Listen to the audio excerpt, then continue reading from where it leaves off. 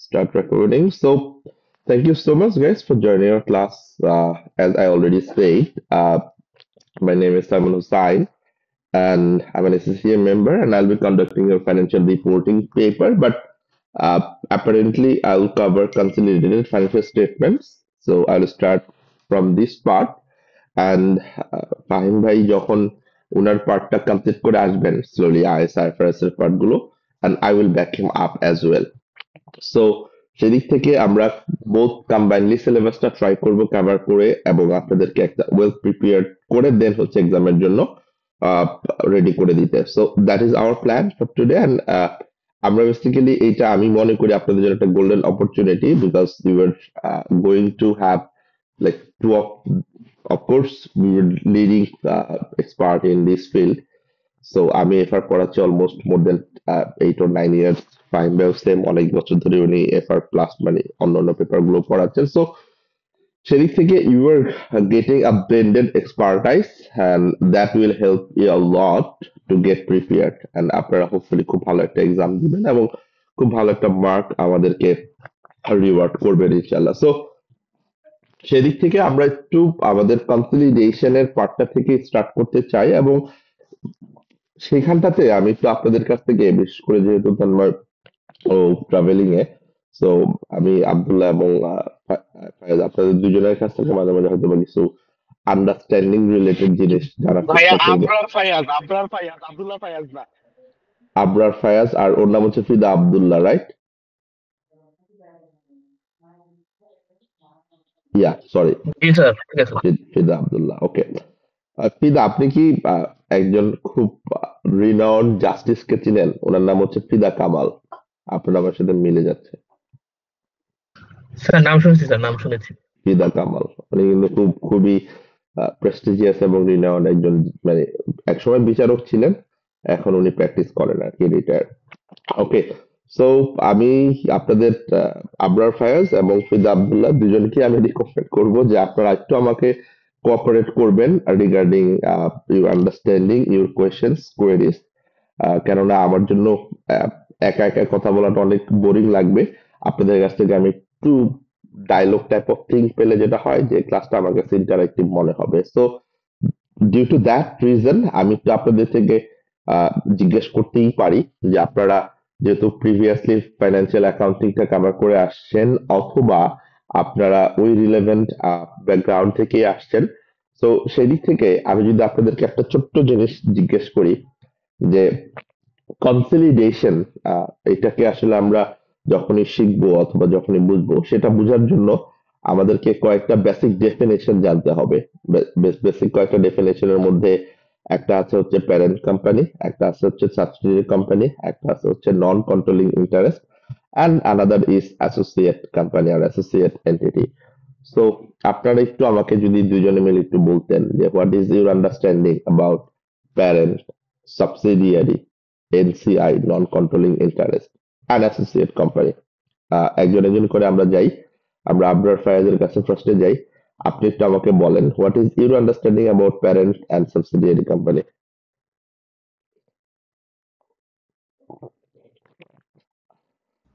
Sir, subsidiary company মানে হচ্ছে কোম্পানিটা পুরোপুরি বা আংশিক অন্য কোনো কোম্পানি এটাকে ওন করে এবং ওকে, ওরাই এটাকে কন্ট্রোল করতেছে। Okay, control, that's a very good word. তার মানে বেসিক্যালি সাবসিডিয়ারি কোম্পানি যার আপনি বলছেন ওনারশিপ হচ্ছে আরেকটা কোম্পানির, অর যেটাকে আপনি মেইনলি বলছেন কন্ট্রোলটা আরেকটা কোম্পানির হাতে। Very good definition. তাহলে যাকে কন্ট্রোল করছে তাকে আপনি বলছেন subsidiary company, right? Yes sir. আর যে বেসিক্যালি কন্ট্রোলটা করছেন, মানে যে কন্ট্রোলার, তাকে আপনি বলছেন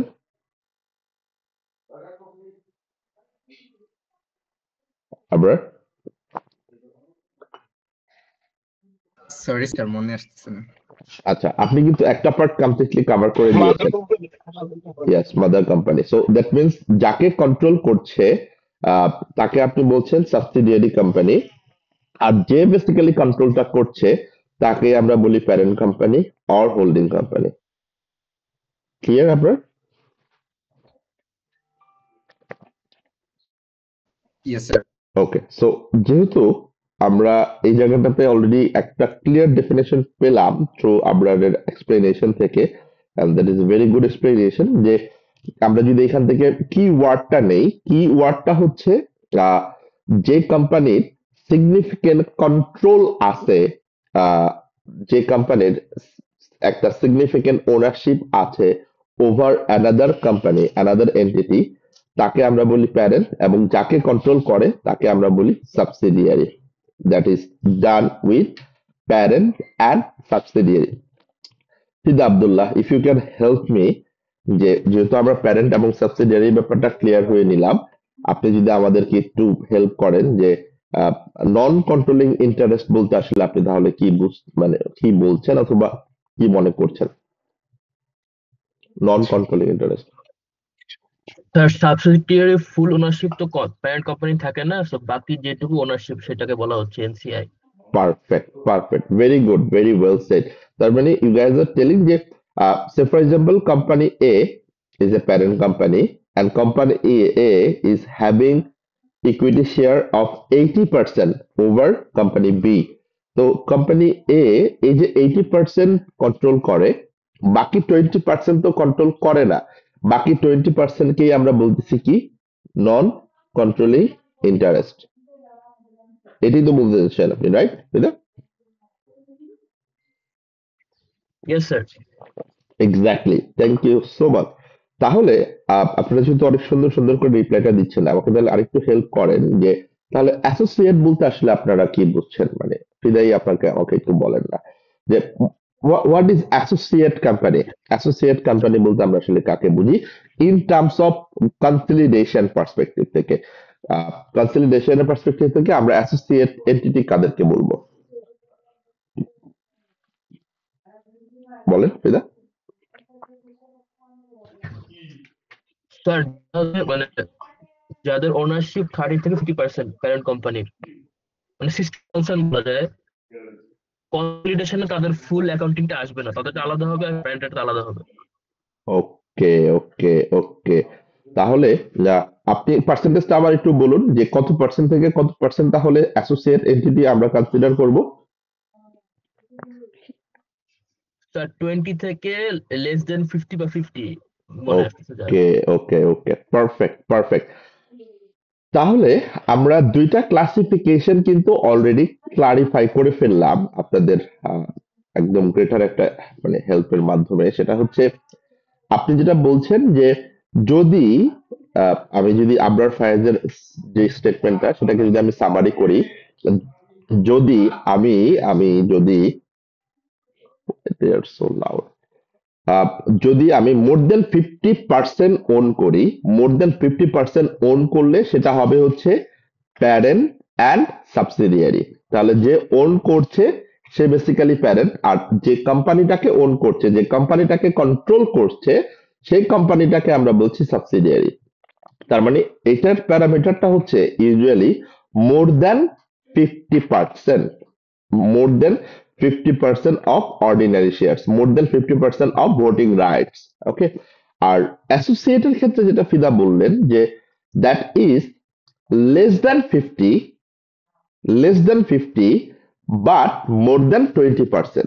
তার মানে আপনি এমন কোন একটা এন্টিটি ওন করেন, এমন কোন একটা এন্টিটির অর্ডিনারি শেয়ার ওন করেন, ভোটিং রাইটস ওন করেন, যেইটার 20% এর বেশি আপনি ওন করেন, but that is not more than 50। কেননা মোর দ্যান 50 হলে আবার সেখানে একটা নতুন আমার অ্যারেনা অ্যাড হয়ে যায়, that is called significant control চলে আসে, and that company becomes আমার সাবসিডিয়ারি কোম্পানি। সো সেই দিক থেকে তার মানে 20 টু লেস দ্যান 50% হলে এটাকে আমরা বলি হচ্ছে অ্যাসোসিয়েট এন্টিটি, আর মোর দ্যান 50% যদি হয় সেটাকে আমরা বলি হচ্ছে subsidiary entity from the perspective of parent company. কেননা আমরা যখনই গ্রুপ অ্যাকাউন্টিং এর পার্সপেক্টিভটা চিন্তা করি, আমরা যখনই কনসলিডেশনের পার্সপেক্টিভটা চিন্তা করি, we will think from the perspective of parent company। আমরা প্যারেন্ট কোম্পানির জন্যই কনসলিডেটেড ফাইন্যান্সিয়াল স্টেটমেন্টটা প্রিপেয়ার করছি। So our actually role is to combine, consolidate the whole financial statements as a group entity. Okay.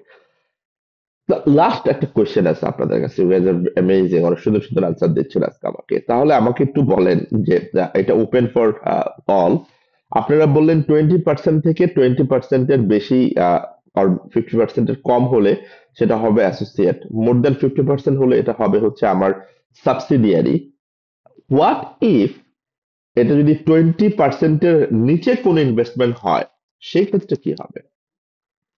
20%-এর নিচে হইতে পারে না যে আমি অন্য একটা কোম্পানির 10% শেয়ার ওন করি?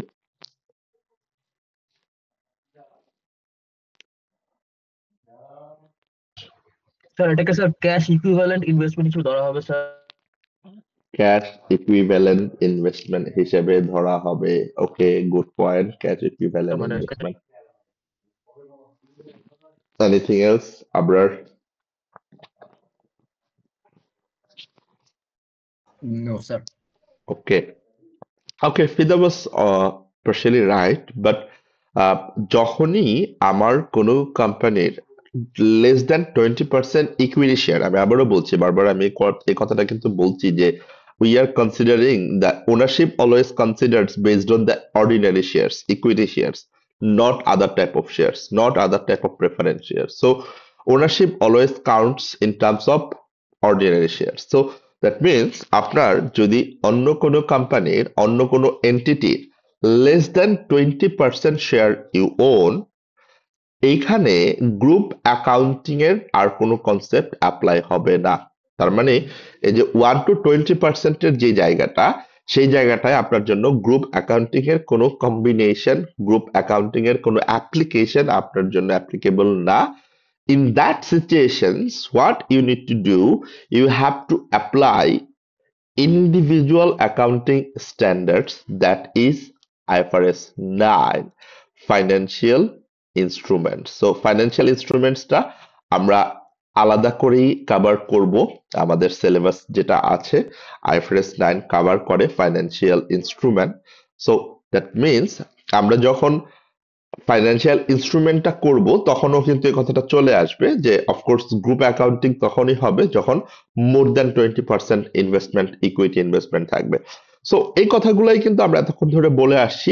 সো আপনি একটু খেয়াল করে দেখেন যে আমরা যে কথাগুলো বললাম এই কথাগুলো এখানে আসলে আমরা কভার করে ফেলছি কিনা। আমরা একটা একটা করে আসি। সাবসিডিয়ারি কোম্পানি কি? Subsidiary is a company controlled by another company. এই যে আনাদার কোম্পানি আমরা যেটাকে বললাম, দ্যাট ইজ প্যারেন্ট কোম্পানি। আর প্যারেন্ট কোম্পানিকে যে বেসিক্যালি একটা অথবা একের অধিক সাবসিডিয়ারিকে কন্ট্রোল করে, দ্যাট মিনস যাদের সিগনিফিক্যান্ট কন্ট্রোল আছে ওভার দেয়ার সাবসিডিয়ারি। সো আমি কেন একটা এবং একের অধিক বলছি, এটার রিজন হচ্ছে আপনারা সবাই জানেন গ্রুপ স্ট্রাকচার গুলোর ক্ষেত্রে কখনোই এরকম হয় না প্র্যাকটিক্যালি যে আপনার আন্ডারে শুধু একটা গ্রুপই থাকবে। No, never never. So but financial reporting এর পার্সপেক্টিভটা এরকম হয়, এটা যেহেতু অ্যাডভান্স লেভেল অফ পেপার না, সো এখানে সাবসিডিয়ারি একটাই থাকে কোশ্চেন্সে। সো সেইটাকে আমরা কনসিডার করি, সেটাকে আমরা টার্গেট করি টু আন্ডারস্ট্যান্ড। সো এখানে মোর দ্যান ওয়ান সাবসিডিয়ারি আপনি পাবেন হচ্ছে যখন আপনি স্ট্র্যাটেজিক বিজনেস রিপোর্টিং এ যাবেন।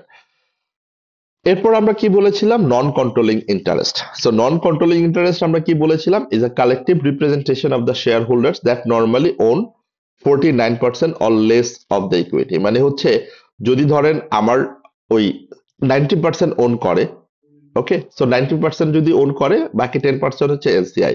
যদি আমার 80% ওন করে বাকি 20% হচ্ছে আমার এনসিআই, যাদেরকে আমরা বলি মাইনরিটি শেয়ার হোল্ডার্স, মানে যাদেরকে আমার প্রফিটের পার্সেন্টেজটা ফ্রম সাবসিডিয়ারি আমাকে শেয়ার করতে হবে উইথ এনসিআই। যেমন আমি যদি আমার সাবসিডিয়ারি থেকে অ্যাকুইজিশনের পর পোস্ট অ্যাকুইজিশন প্রফিট যদি আমার 100 টাকা হয় এবং প্যারেন্ট যদি 80% কন্ট্রোল করে, তাহলে এটার প্যারেন্ট পাবে হচ্ছে 80 টাকা, বাকি 20 টাকা কিন্তু আমার এনসিআই এর শেয়ার হোল্ডারদের সাথে শেয়ার করতে হবে। এখন আসেন আমরা প্যারেন্ট সাবসিডিয়ারির কথাটা একটা ওয়ার্ড দিয়ে বুঝলাম, সেটা হচ্ছে সিগনিফিক্যান্ট কন্ট্রোল। এই কথাটা খুবই ইম্পর্টেন্ট। আমরা IFRS 10 অনুযায়ী যখন এই কথাগুলো বলছি, so it's all about IFRS 10 consolidated financial statements. So এখানে আমার অ্যাপ্লিকেবল অ্যাকাউন্টিং স্ট্যান্ডার্ড হচ্ছে 3টা, যদিও এটা আমাদের জন্য খুব বেশি রেলেভেন্ট না টু কানেক্ট, এই আইএফআরএস এর নামগুলো, তারপর আমরা বলে যাব টাইম টু টাইম। যেমন কনসলিডেটেড ফাইন্যান্সিয়াল স্টেটমেন্টস এর এই বেসিক কথাবার্তাগুলো আইএফআরএস 10 থেকে আমরা পাই। গুডউইলের যে ব্যাপারটা, বিজনেস কম্বিনেশনের ব্যাপারটা, সেটা আমরা পাবো আইএফআরএস 3 থেকে, অ্যান্ড অ্যাসোসিয়েটেড যে ব্যাপারটা সেটা আমরা পাবো আইএস 28 থেকে। সো এই কথাগুলা আমাদেরকে এমনিই হেল্প করবে টু আন্ডারস্ট্যান্ড যে এগুলার রেফারেন্স কোত্থেকে আসছে, বাট এক্সামে কিন্তু এই রেফারেন্স গুলা ইউজ করতে হবে, নট ম্যান্ডেটরি। আর আমি রিকমেন্ড করবো ইউজ নাই করা, কেননা ইউজ করতে গিয়ে যদি আপনি ভুল করেন, দ্যাট ইজ আ ব্লান্ডার, এটা আপনার হওয়া যাবে না। তাহলে আমরা প্যারেন্ট দেখলাম, সাবসিডিয়ারি দেখলাম, এনসিআই দেখলাম, now come to associate. What is associate? If parent company has significant influence or power to participate over the entity that will be treated as associate company. That means more than 20% but less than 50%. এখন আমার আরেকটা question আছে আপনাদের কাছে, সেটা হচ্ছে আমরা এতক্ষণ প্রত্যেকটা জিনিসই কিন্তু আগে থেকেই কনফার্ম হয়ে আসছি, বাট স্টিল আমরা কিছুটা ডেফিনেশন ওয়াইজ দেখার চেষ্টা করলাম। নাও আমার এখানে দুইটা ইয়েলো মার্ক আছে, একটা হচ্ছে সিগনিফিকেন্ট কন্ট্রোল, আর একটা হচ্ছে significant influence. Can you guys tell me what is the difference between significant control and significant influence? Anyone?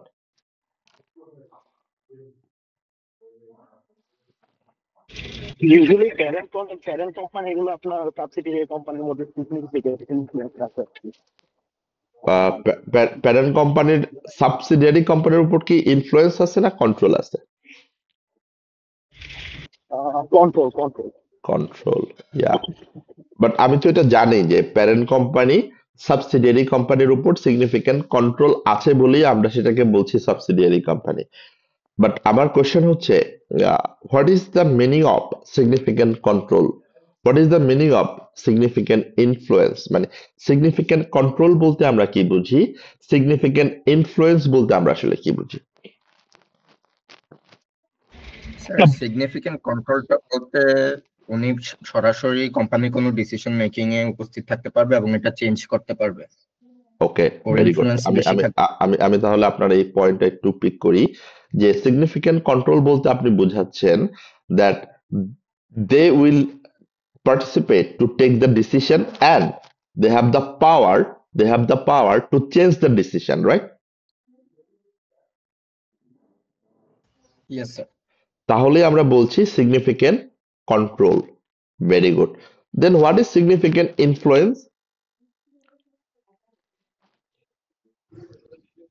Sir participate, decision making এ পার্টিসিপেট করতে পারে, বাট মানে ওইটার এন্ড রেজাল্টটা ওরা বলতে পারবে না। Perfect, They perfect, cannot influence the end result. perfect. They cannot change the end results, they cannot change the ultimate decision. Very well said. আমি একটা এক্সাম্পল দিই, যেমন B is a subsidiary company. B, they are planning to sell a property of $1 million, say for example. But যেহেতু $1 million, there must be a decision should be made in board. এখন যেহেতু B is a subsidiary company, তার parent company হচ্ছে A, তাহলে parent company যদি এ হয়, B এই যে অ্যাসেটটা সেল করবে কি সেল করতে পারবে না, এইটার সিগনিফিকেন্ট কন্ট্রোল কার হাতে? সাবসিডিয়ারি কোম্পানির হাতে, এর হাতে, প্যারেন্ট কোম্পানির হাতে। প্যারেন্ট কোম্পানির হাতে। তার মানে এই অ্যাসেটটা সেল করতে পারবে কি না সেটার ডিসিশনটা কিন্তু আলটিমেটলি চেঞ্জ করার, আমি যদি রাইটস বলি, আমি যদি আমার এটার মানে আমার যদি অথরিটি বলি, তাহলে এই পুরোটাই কার হাতে? প্যারেন্ট এন্টিটির হাতে। তো এই জন্যই আমরা বলছি that is the difference between significant control and significant influence. তার মানে significant কন্ট্রোলটা it comes from originally from voting rights, usually from voting rights. So voting rights থেকেই কিন্তু significant controlটা আসে usually, but not always. এই কথাটা বলার কারণ হচ্ছে আমরা এখানে যে স্ট্রাকচারটা দেখছি, এই স্ট্রাকচারটা কিন্তু আমাকে ডিকটেট করছে, আমাকে এক্সপ্লেন করাচ্ছে যে significant control it comes from the like percentage of share we are owning over the subsidiary company. তার মানে আমরা বলছি যে মোর দ্যান 50% হলেই সেটাকে আমরা বলছি parent and subsidiary, and more than 20 less than 50 হলেই আমরা বলছি সেটাকে এনসিআই, বাট লেস দ্যান 20 হলে সেটাকে আমরা বলছি হচ্ছে আইফারএস 9। বাট এই যে সিগনিফিক্যান্ট কন্ট্রোলটা, এটা ডেফিনেশনটা আমরা বুঝলাম, দ্যাট ইজ পারফেক্ট, বাট এই ডেফিনেশন কিন্তু সবসময় আমাদেরকে এভাবে মানে এক্সপ্লেন করবে না। কেননা সিগনিফিক্যান্ট কন্ট্রোল এক্সিস্ট করার, সিগনিফিক্যান্ট কন্ট্রোল এক্সপ্লোর করার আরো অনেকগুলা প্যারামিটার আছে। সো আমাদের যেহেতু প্যারেন্ট এবং সাবসিডিয়ারি কোম্পানি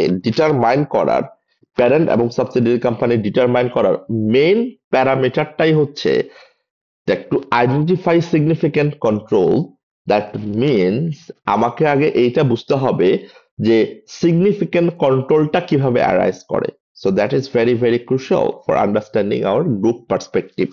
তাহলে আমরা এই পয়েন্টগুলো একটু দেখি। এর মধ্যে আমরা ম্যাক্সিমাম পয়েন্ট অলরেডি ডিসকাস করেছি, বাট পয়েন্টগুলো আমরা একটু নিজেদের মধ্যে কানেক্ট করে নেই যে আসলে সিগনিফিক্যান্ট কন্ট্রোলটা কিভাবে ডেভেলপ হয়।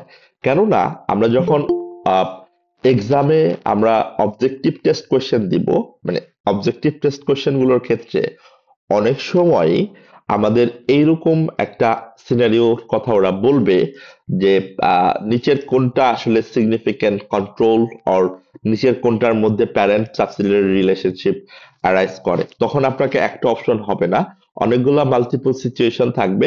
সো ওই সিচুয়েশন গুলো অনুযায়ী আপনাকে ঠিক করতে হবে, যেটাকে আমরা বলি মাল্টিপল রেসপন্স কোয়েশ্চেন্স। সো ওই টাইপের কোয়েশ্চেন গুলোর ক্ষেত্রে এই সিনারিও গুলা খুব হেল্প করবে আপনাকে। আপনার যদি নলেজটা কমপ্লিট ক্লিয়ার থাকে তাহলে কিন্তু আপনি এই টাইপের কোয়েশ্চেন আর মিস আউট করবেন না। আর আপনার নলেজ যদি শুধু থাকে যে অনলি 50% এর বেশি শেয়ার ওন করলেই প্যারেন্ট সাবসিডিয়ারি, তাহলে শুধু আপনি একটাই দিবেন, বাকিগুলো আর আপনি চিন্তা করবেন না। বাট প্র্যাকটিক্যালি ব্যাপারটা কিন্তু তা না। আমরা যদি চিন্তা করি, আমার বেসিক্যালি হচ্ছে আমরা যখন সিগনিফিক্যান্ট কন্ট্রোলটাকে ডিফাইন করি, তখন এই voting rights, ordinary share own করা, এইটা একটা সোর্স অফ সিগনিফিক্যান্ট কন্ট্রোল। এইটা ছাড়াও আরো অল্টারনেটিভ কিছু সোর্স আছে যেখান থেকে সিগনিফিক্যান্ট কন্ট্রোলটা অ্যারাইজ করে। তাহলে সেই সোর্স গুলা কি কি আপনি একটু দেখেন। নাম্বার ওয়ান সোর্সটা ইউ গ্যাস অলরেডি নো, এটা আপনারাই বলেছেন আমাকে। The parent company holds more than 1/2 of voting rights or voting power of subsidiary entity. তার মানে কি, আমরা মোর দেন 1/2 মানে কি, লাইক মোর দেন 50%। সো মোর দেন 1/2 বলতে আমরা বুঝাচ্ছি মোর দেন 50%। ওকে, that is called more than 1/2। তাহলে আমরা এই কথাটা কিন্তু অলরেডি বলেই আসি। So that is a default. আপনাদের এফআর এর সিলেবাসে এটাই সব থেকে বেশি এক্সামাইন হয়। এবং আপনি যখন কনস্ট্রাকটিভ রেসপন্স কোয়েশ্চেন যাবেন, you guys already know, I do believe that, যে আমাদের ফাইন্যান্সিয়াল রিপোর্টিং এর 3টা সেগমেন্ট থাকে কোয়েশ্চেনের। একটা হচ্ছে part A, section A, section B and section C. Section A and section B, those are the combination of OT questions, objective test questions, যেটার mark হচ্ছে টোটাল 60। সেকশন এ তে 30, সেকশন বি তে 30। আর সেকশন সি হচ্ছে যেটাকে আমরা বলি broad questions অথবা constructive response questions, যে কোয়েশ্চেন্সটা আপনাকে আলটিমেটলি এমএস স্প্রেডশিটে, মানে স্প্রেডশিট প্ল্যাটফর্মে অথবা ওয়ার্ড প্রসেসর প্ল্যাটফর্মে আপনাকে আনসারটা টাইপ করতে হবে, ক্যালকুলেশন গুলা করতে হবে। তো ওইখানে 2টা কোশ্চেনের জন্য 20-20-40 মার্ক। এই টোটাল হচ্ছে আমার 100 মার্কের এক্সাম হচ্ছে এফআর টোটাল 3 ঘন্টা। সো এই দিক থেকে আমরা এই কনসিডারেশনের ব্যাপারটা যদি বলি, কখনোই আমরা অ্যাজিউম করে নিব না যে এটা সিআর কিউতেই আসবে অলওয়েজ। কেননা এটা আমার সিআর কিউতেও আসে, এটা আমার অবজেক্টিভ টেস্ট কোশ্চেন হিসাবেও আসে। সো সেই জন্য আমরা অলওয়েজ আমাদের নলেজ পার্টটাকে একদম টপ নচ করে রাখার চেষ্টা করব, সো দ্যাট কোন প্রকার গ্যাপ আমাদের এন্ড থেকে না থাকে। So that is number one. আমাদের মোর দেন 50% ভোটিং রাইটস যদি থাকে, that we can say yeah I am the parent company and the subsidiary company that I am holding the 50%, more than 50% of shares. এরপরে যে কথাটা আমরা বলছি, that is a common control. এটাকে আমরা বলি কমন কন্ট্রোল। কমন কন্ট্রোলটা কিভাবে আসে দেখেন। The parent company has power over more than 1/2 of voting rights by virtue of agreement with other investors. সেটা কিভাবে? যেমন ধরেন আমি কোম্পানি এ, আমি আপনার 90% শেয়ার ওন করি। ওকে, সো আমি যখন আপনার 90% শেয়ার ওন করি, তার মানে আমি অবভিয়াসলি আপনার parent company and you are my subsidiary company. And company B আবার কি করে? কোম্পানি বি আবার কোম্পানি সি এর 80% শেয়ার ওন করে। তার মানে আমি তো জানি যে আমি কোম্পানি বি এর sub parent company, that is obvious, because আমার বি কোম্পানির 90% শেয়ার আমার হাতে, কন্ট্রোল আমার হাতে। বাট আমি কিন্তু সি কোম্পানিরও প্যারেন্ট কোম্পানি। কিভাবে সেটা? সি কোম্পানিরও প্যারেন্ট কোম্পানিটা এইভাবে, কেননা আমি সি কোম্পানির 80% শেয়ার কার হাতে? বি কোম্পানির হাতে। তো আমি যখন এটাকে কমন কন্ট্রোলের ক্যালকুলেশনে নিয়ে আসবো, that is a multiplication of to control, তখন দেখা যাবে এটা যদি মোর দ্যান 50% এর বেশি চলে আসে, that becomes our subsidiary company as well. এটা অ্যাজ পার দ্য নলেজ আপনারা অফকোর্স এফআরএ এটা পাবেন, বাট এটার ইমপ্লিমেন্টেশনটা, এটার ক্যালকুলেশন গুলো, এটার কনসলিডেটেড স্টেটমেন্টটা of course you guys will be checked in SBR. তাহলে এখান থেকে আপনি এক্সাম্পলটা খেয়াল করেন যে পি কোম্পানি তারা কি করেন? তারা হচ্ছেন এস কোম্পানির 90% শেয়ার ওন করেন, অ্যান্ড এস কোম্পানি আবার 80% শেয়ার ওন করেন এক্স কোম্পানির। তার মানে কমন কন্ট্রোল কত পার্সেন্ট? খেয়াল করে দেখেন, কমন কন্ট্রোল ইজ 72%।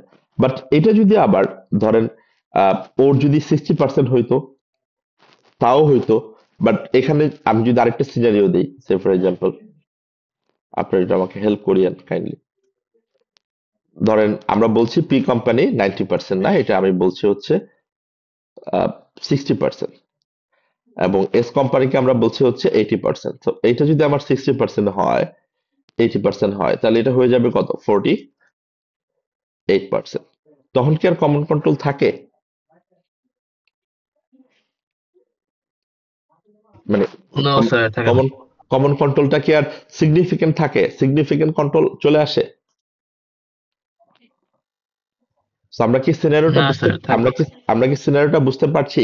তার মানে scenario 1 A P company is a parent company of both S company and x company, but in scenario 2 P company only the parent company of S and he is not the parent company of X company, কেননা এখানে common control less than 50%. So that is how you need to understand how the significant control arises. So it is a very crucial part before going with the consolidated part. এরপরে আমরা দেখি যে number 3 is the parent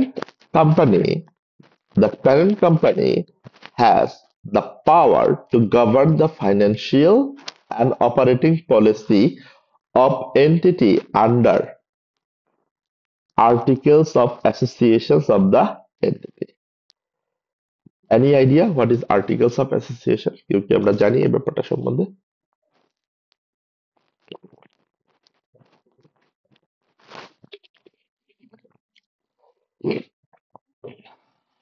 Anyone? আমরা যারা আচ্ছা জানলেও সমস্যা নাই, I am here to explain you. So প্রত্যেকটা কোম্পানিতেই আমরা একটা বেসিক কিছু সেক্রেটারিয়াল ডকুমেন্ট জানি, যেমন সার্টিফিকেট অফ ইনকর্পোরেশন, তারপর হচ্ছে আপনার মেমোরেন্ডাম অফ আর্টিকেলস আর memorandum of association, articles of association. So MOA and AOA, memorandum of associations and articles of associations, কি basically MOA it explains what company can do or what company cannot do, like তাদের objective and তাদের স্ট্রাকচারটা memorandum of অ্যাসোসিয়েশনে থাকে, but article of অ্যাসোসিয়েশনে থাকে how the company will operate, like the organisation স্ট্রাকচারটা কিভাবে তারা চালাবে, তাদের অপারেশনসটা তারা কিভাবে চালাবে, তাদের day to day decision making গুলা কিভাবে হবে। তার মানে বেসিক্যালি এটা মনে হয় আপনার অপারেশন ইয়াটা যেটা রাইট মডিউল যেটা ওইটা। রাইট রাইট তাহলে এই যে আমরা বললাম, তার মানে আর্টিকেল অফ অ্যাসোসিয়েশনটা হচ্ছে কোম্পানির একটা পার্মানেন্ট ডকুমেন্ট, কোম্পানি সেট আপের রেজিস্ট্রেশনের একটা পার্মানেন্ট ডকুমেন্ট। এটা আপনাকে company house, register of joint stocks, এটা প্রত্যেকটা কোম্পানির একটা অ্যাসোসিয়েশন, একটা রেগুলেটর বডি থাকে। যেমন বাংলাদেশে এটা হচ্ছে আরজেএসসি, ইউকে তে এটা হচ্ছে আপনার কোম্পানি হাউস। সো এরকম প্রত্যেকটা কান্ট্রি ওয়াইড আপনি যখন আহ, আপনার রেজিস্ট্রেশনটা করবেন কোম্পানি হিসেবে, তখন আপনাকে এই ইনকর্পোরেশন সার্টিফিকেট দিবে, আপনি ওদেরকে হচ্ছে ফর্ম 12 দিবেন, আপনি ওদেরকে article of association, memorandum of association দিবেন, ওদেরকে আপনি ফর্ম 9 দিবেন, ফর্ম 6 দিবেন, ফর্ম 1 দিবেন। সো এরকম কিছু ফর্ম আপনাকে দিতে হয়, and then the RJSC will evaluate those documents and they will give you 3 approval. বাংলাদেশের পার্সপেক্টিভে বলছি, 3টা ডকুমেন্ট আপনাকে দেয়। একটা হচ্ছে সার্টিফিকেট অফ ইনকর্পোরেশন, একটা হচ্ছে ফর্ম 12, আর একটা হচ্ছে এই যে যেটা কথা আমরা বলছি MOA এন্ড AOA, যেখানে লেখা থাকে যে এই কোম্পানি কি কি করতে পারবে, কি কি করতে পারবে না, এবং কোম্পানি কিভাবে অপারেট করবে, কি কি জিনিস তাকে ফলো করতে হবে to maintain the operation compliant. তাহলে আপনার এমন যদি থাকে যে সাবসিডিয়ারি কোম্পানির আর্টিকেল অফ অ্যাসোসিয়েশনে এটা আপনার পাওয়ার দেওয়া হয় প্যারেন্ট কোম্পানিকে to govern financial and operating policy, আপনি এরকম একটা ক্লজ অ্যাড করে দিলেন যে সাবসিডিয়ারি কোম্পানির যত ধরনের ফাইন্যান্সিয়াল এন্ড অপারেশনাল ডিসিশন আছে সেটা always will be make by the another company, that is company A. যদিও সে মোর দেন 50% শেয়ার ওন করে না, শেয়ার ওন না করলেও আলটিমেট ডিসিশন মেকার হয়ে যাচ্ছে সে, আলটিমেটলি কন্ট্রোল চলে যাচ্ছে হচ্ছে কোম্পানি এর উপর। That means by virtue of the natures, company A becomes parent company of the company B. It doesn't matter আপনি 50% এর বেশি শেয়ার ওন করেন অর করেন না, যদি এটা কোম্পানির আর্টিকেল অফ অ্যাসোসিয়েশনে থাকে তাহলে ইট উইল বিকাম অবভিয়াস যে আপনার সিগনিফিক্যান্ট কন্ট্রোল চলে আসছে over the subsidiary company. Any confusion regarding point number 3? এটা যদি একটু নতুন জিনিস, এই জন্য আমি একটু জাস্ট আপনাদের ফিডব্যাকটা নিয়ে যাচ্ছিলাম।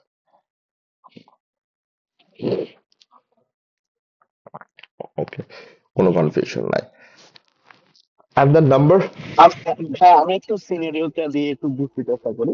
হ্যাঁ কোম্পানি এ হচ্ছে গিয়ে আপনার 45% শেয়ার হোল্ড করে, হ্যাঁ হ্যাঁ আর কোম্পানি বি হচ্ছে গিয়ে কিন্তু কোম্পানি বি এর আর্টিকেল অফ মেমোরান্ডামের মধ্যে, আর্টিকেল অফ ইয়ার মধ্যে, অ্যাসোসিয়েশনের অ্যাসোসিয়েশনে মধ্যে লেখা লেখা আছে আছে। কি হ্যাঁ যে পাওয়ার ভোটিং মানে কন্ট্রোলিং পাওয়ার হ্যাঁ কোম্পানি এর হাতেই থাকবে, রাইট রাইট ইয়ার রাইট 40% সহ। হ্যাঁ রাইট, তখন আপনার সিগনিফিকেন্ট কন্ট্রোল ইয়ার উপরে চলে যাবে, কোম্পানি এর কোম্পানি উপর চলে যায়। এর উপরে চলে রাইট যাবে। Right right, exactly, your understanding is perfect. Okay, এরপর আমরা আসি 4 নম্বর ক্লজ। 4 নম্বর ক্লজ কি বলছে? The parent company has power two appoint or remove a majority of the board of directors. আমরা সবাই জানি, যেটা একটু আগে আমরা বললাম, যে লিস্ট অফ ডিরেক্টরস, যেটাকে আমরা বাংলাদেশের পার্সপেক্টিভে বলি হচ্ছে ফর্ম 12। প্রত্যেকটা company own by shareholders, but that company is run or operated by the board of directors. এই যে বোর্ড অফ ডিরেক্টরস যারা থাকে, অফকোর্স সে ফর এক্সাম্পল একটা কোম্পানিতে, কোম্পানি বি তে বোর্ড অফ ডিরেক্টরস আছে হচ্ছে টোটাল 5 জন। এই 5 জন ডিরেক্টরসদেরকে অ্যাপয়েন্ট করা অথবা রিমুভ করার সিগনিফিক্যান্ট পাওয়ার যদি কোম্পানি এর হাতে থাকে, say for example company B তে যেহেতু 5 জন ডিরেক্টর আছে, বোর্ড অফ ডিরেক্টরস 5 জন মেম্বার, এর মধ্যে 4 জনই হচ্ছে বেসিক্যালি নমিনেটেড বাই কোম্পানি এ।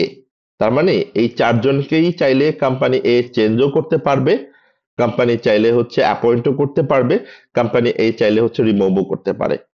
তাহলে খেয়াল করে দেখেন, মানে দ্যাট ডাজন্ট ম্যাটার আপনি কত পার্সেন্ট শেয়ার হোল্ড করেন, that really doesn't matter, but still যেহেতু আপনার অ্যাকচুয়াল পাওয়ার চলে আসছে in terms of appointing or removing the board of directors in company B, that means you are becoming parent company of company B. আবার এটা যদি 5 জনের মধ্যে 2 জন এটা যদি হয়, আবার একটু রিপিট করি। আমি বলছি, যেমন কোম্পানি বি আমরা সবাই জানি company is own by shareholders but company is run by directors, board of directors. তো কোম্পানি বিতে বোর্ড অফ ডিরেক্টরস হচ্ছে 5 জন মেম্বার আছেন। এই 5 জন মেম্বারদের 4 জন মেম্বারই হচ্ছেন nominated by company A.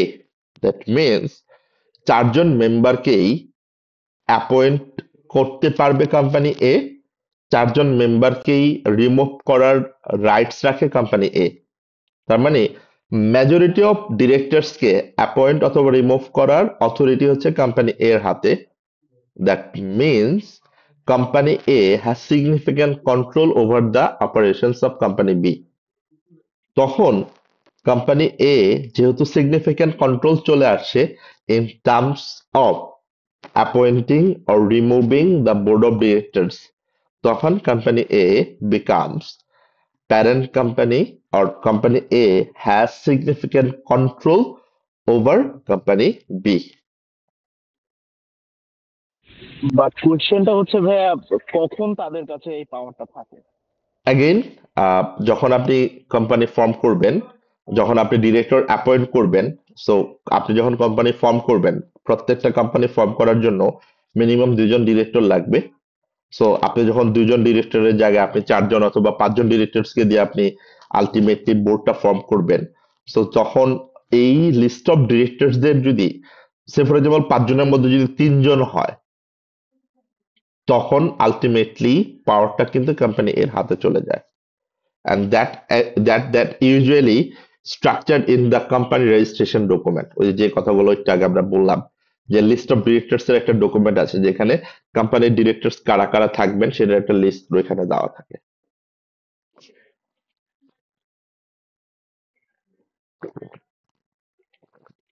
Clear তোমরা? আমি একটু সিনিয়রের ওটা রিপিট করি। হ্যাঁ, মনে করেন কোম্পানি এ ওই সেম 40% শেয়ার হোল্ড করে, আর কোম্পানি বি 55%। অ্যাগেন হ্যাঁ সেম এখন এক্সাম্পল। কোম্পানি এ যখন এই article of memorandum, sorry article of ইয়ারটা করতেছিল, তখন যেটার মধ্যে আপনার বোর্ড অফ ডাইরেক্টর সিলেক্ট করছে, সেখানে এটা কি এটা করলো সে কোম্পানি বি থেকে বোর্ড অফ ডিরেক্টরস আসলে আর্টিকেলেও থাকে, আবার আরেকটা আলাদা একটা ডকুমেন্ট আছে লিস্ট অফ ডিরেক্টর, সেখানেও থাকে। কন্ট্রোল যেটা হ্যাঁ কন্ট্রোল যেটা হ্যাঁ তো ওটার মধ্যে কি করলাম, হ্যাঁ আমি কোম্পানি বি এর 2 জন ডাইরেক্টর রাখলাম, আর কোম্পানি এ থেকে 3 জন ডাইরেক্টর রেখে দিলাম। হ্যাঁ, সিনারিওটা কি এরকম কিছু না? Right right right, exactly exactly. এখন যেটা আপনি বললেন, এখানে যদি 5 জনের মধ্যে 3 জন কোম্পানি এ এবং 2 জন কোম্পানি বি এর থেকে হয়, তাহলে তো দ্যাট ফাইন, সিগনিফিকেন্ট কন্ট্রোল আসছে। বাট যদি উল্টাটা হয় যে আপনি করতেছেন নমিনেটেড 2 জন ডিরেক্টরকে, বাট কোম্পানি এর হাতেই হচ্ছে বাকি 3 জন ডিরেক্টর আছে, তখন কিন্তু আবার এই সিগনিফিকেন্ট কন্ট্রোলটা আসে না। ক্লিয়ার? না ভাই, বুঝি নাই। মানে আপনি যে এক্সাম্পলটা দিলেন সেটাই ঘুরায় চিন্তা করেন। আপনি বলছেন যে 5 জনের মধ্যে 3 জন যদি অ্যাপয়েন্ট করতে পারে কোম্পানি এ, তাহলে অফকোর্স কোম্পানি এর কন্ট্রোল আছে, রাইট? জি ভাই। আর যদি কোম্পানি এ 3 জন না করে 2 জন করতে পারে, তাহলে কি আর কন্ট্রোল থাকবে? না, তখন কি আর এখন মেজরিটি দুই হয়? কোম্পানি যদি 2 জন থাকে, তখন দ্যাট ইজ মনে করেন a questions to ask on the, ওই যে তখন অন্য অন্য পাওয়ার গুলা দেখা, অন্য অন্য ক্লজ গুলা দেখা, তখন এই ক্লজ গুলা কভার করে কিনা। হ্যাঁ, আচ্ছা, প্লাস প্লাস বুঝতে পারছি। প্লাস যে ডিরেক্টররা আছে তাদের কাদের ডিসিশন মেকিং পাওয়ার বেশি, অথবা এরকম কোনো ক্লজ অ্যাড করা আছে কিনা। Clear? Yes. Okay. And the last clause is the parent company has the power to cast the majority of votes at the meetings of board। এইটা একটু আমাকে কেউ যদি একটু বলতেন আপনাদের, মানে আমরা তো 4টা পয়েন্ট বললাম, এই পয়েন্টটা একটু tricky point, but I think আপনারা ধরতে পারেন কিনা একটু দেখি। The parent company has the power to cast the majority of votes at the meeting of board। Anyone? Ultimately এটা ফার্স্ট পয়েন্টটাকেই আবার রিপিট করতেছে। আমরা যত কিছুই করি, ইন্ডিয়ান কোম্পানি প্যারেন্ট কোম্পানি যদি চায় মেজরিটি অফ ভোটিং রাইটস যার থাকে, সে সে যদি চায় যে বাকি সবগুলো পয়েন্ট আমি বাদ দিয়ে দিব, সে পারবে। ওকে, এটা পয়েন্ট নাম্বার 1 কেও রিফ্লেক্ট করে, আবার একটা ডিফারেন্স সিনারিও কেও রিফ্লেক্ট করে। সেই ডিফারেন্স সিনারিওটা আমি একটু বলি। সেটা হচ্ছে, সে ফর এক্সাম্পল, আপনি কোম্পানি বি এর 40% শেয়ার ওন করেন। ওকে, তো আমরা কি জানি অ্যাপারেন্টলি 40% শেয়ার ওন করলে you are the parent and that other entity is associate entity. But the fact is, বাকি যে 60% শেয়ার হোল্ডার্স, তারা কেউই আসলে ওইরকম পাওয়ারফুল না, তারা ওইরকম কম্বাইন্ড না, অ্যালাইন্ড না, সিগনিফিকেন্ট ভোট কাস্ট করার মতো, ডিসিশন চেঞ্জ করার মতো। That means they all are individual shareholders. They don't have that sort of majority vote casting method.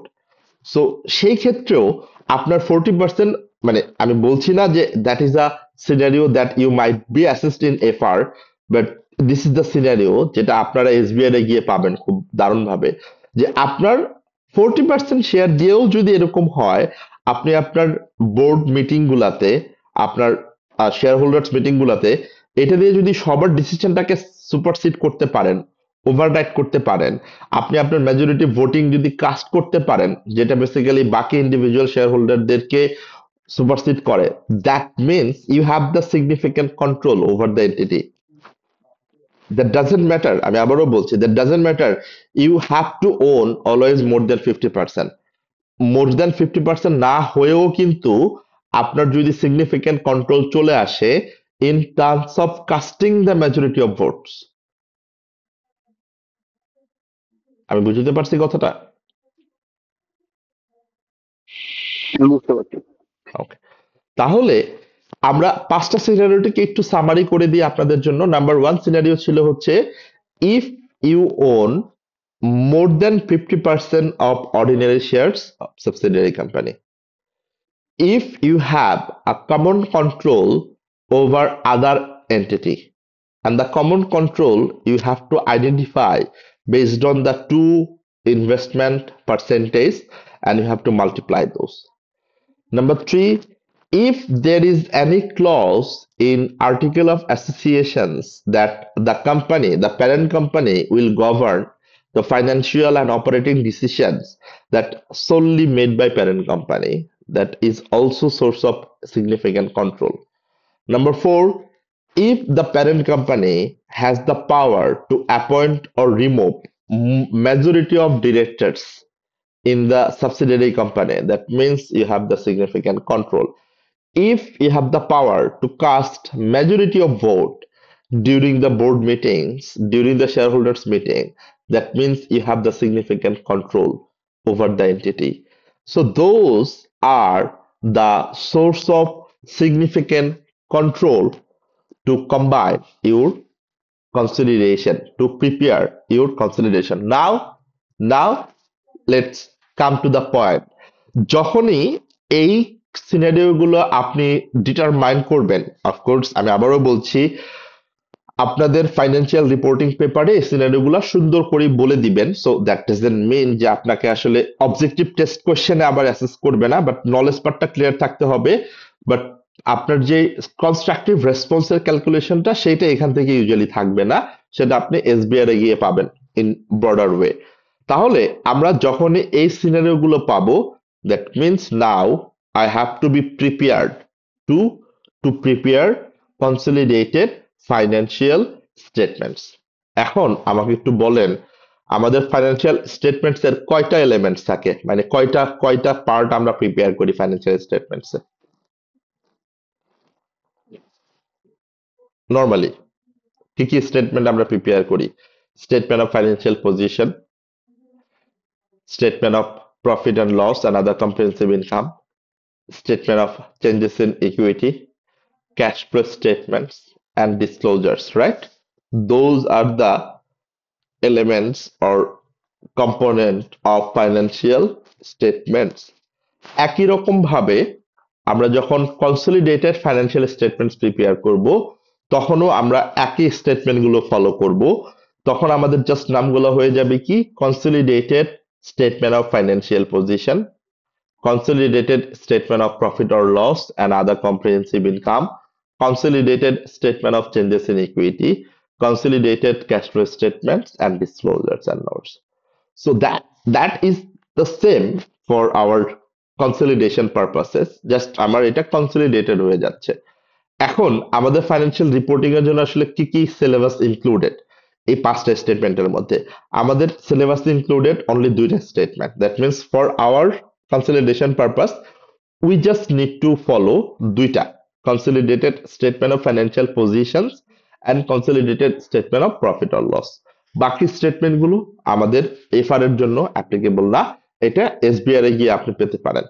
So সেই ক্ষেত্রে আমরা এই দুটো স্টেটমেন্ট নিয়ে ফার্স্টে কথা বলবো এবং এই দুটো স্টেটমেন্ট আমরা কিভাবে প্রিপেয়ার করব এবং আমাদের প্রিপারেশনের ক্ষেত্রে কি কি বেসিক প্রিন্সিপালস গুলো ফলো করতে হবে সেই জিনিসগুলাই আমরা আজকে চেষ্টা করব আপনাদেরকে গাইড করতে। এন্ড নেক্সট ক্লাসে আমরা এটার উপর বেস করে একটা ছোট্ট একটা কোশ্চেন্স করার ট্রাই করব, লেটস সি ইনশাআল্লাহ। বাট বিফোর দ্যাট আমি একটু আপনাদের থেকে একটা ছোট জিনিস জেনে নেই। Consolidated statement of financial positions, এইটা দিয়ে আমরা আসলে একটা এন্টিটির একটা গ্রুপের কি প্রেজেন্ট করি আর consolidated statement of financial position, অথবা আপনি স্টেটমেন্ট অফ ফাইন্যান্সিয়াল পজিশন একটা কোম্পানির কি প্রেজেন্ট করে সেটা থেকেও চিন্তা করতে পারেন।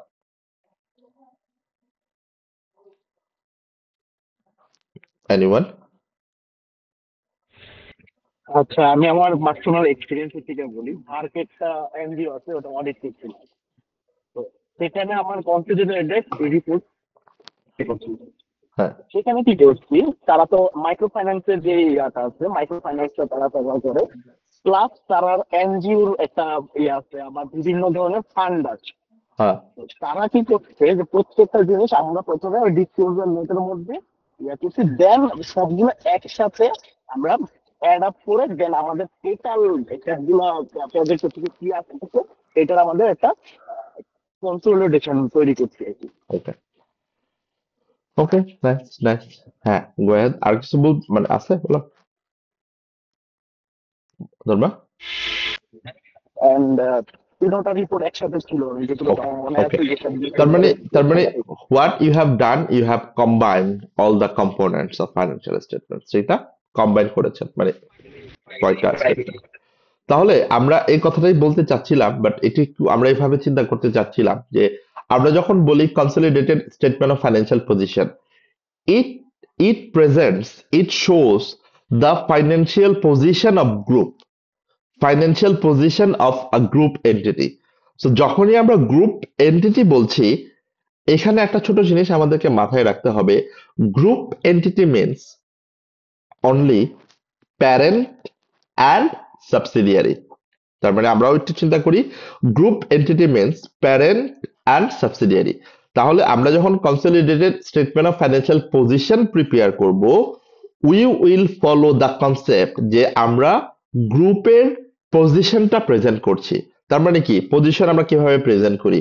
আমার এই গ্রুপের অ্যাসেট কত, এই গ্রুপের লায়াবিলিটিস কত, এই গ্রুপের ইকুইটি কত। ক্লিয়ার? তাহলে আমরা যখন বলছি গ্রুপের অ্যাসেট কত, তাহলে এখানে বেসিক্যালি আমার গ্রুপ বলতে আমি কাকে বুঝাইছি? Both parent and subsidiary. তাহলে গ্রুপের অ্যাসেট মানে কি, আমার প্যারেন্ট কোম্পানির অ্যাসেট কত, সাবসিডিয়ারি কোম্পানির অ্যাসেট কত। আমি যখন বলছি গ্রুপের লায়াবিলিটি কত, প্যারেন্ট কোম্পানি এবং সাবসিডিয়ারি কোম্পানির লায়াবিলিটি কত। আমি কি কথাটা বুঝাতে পারছি?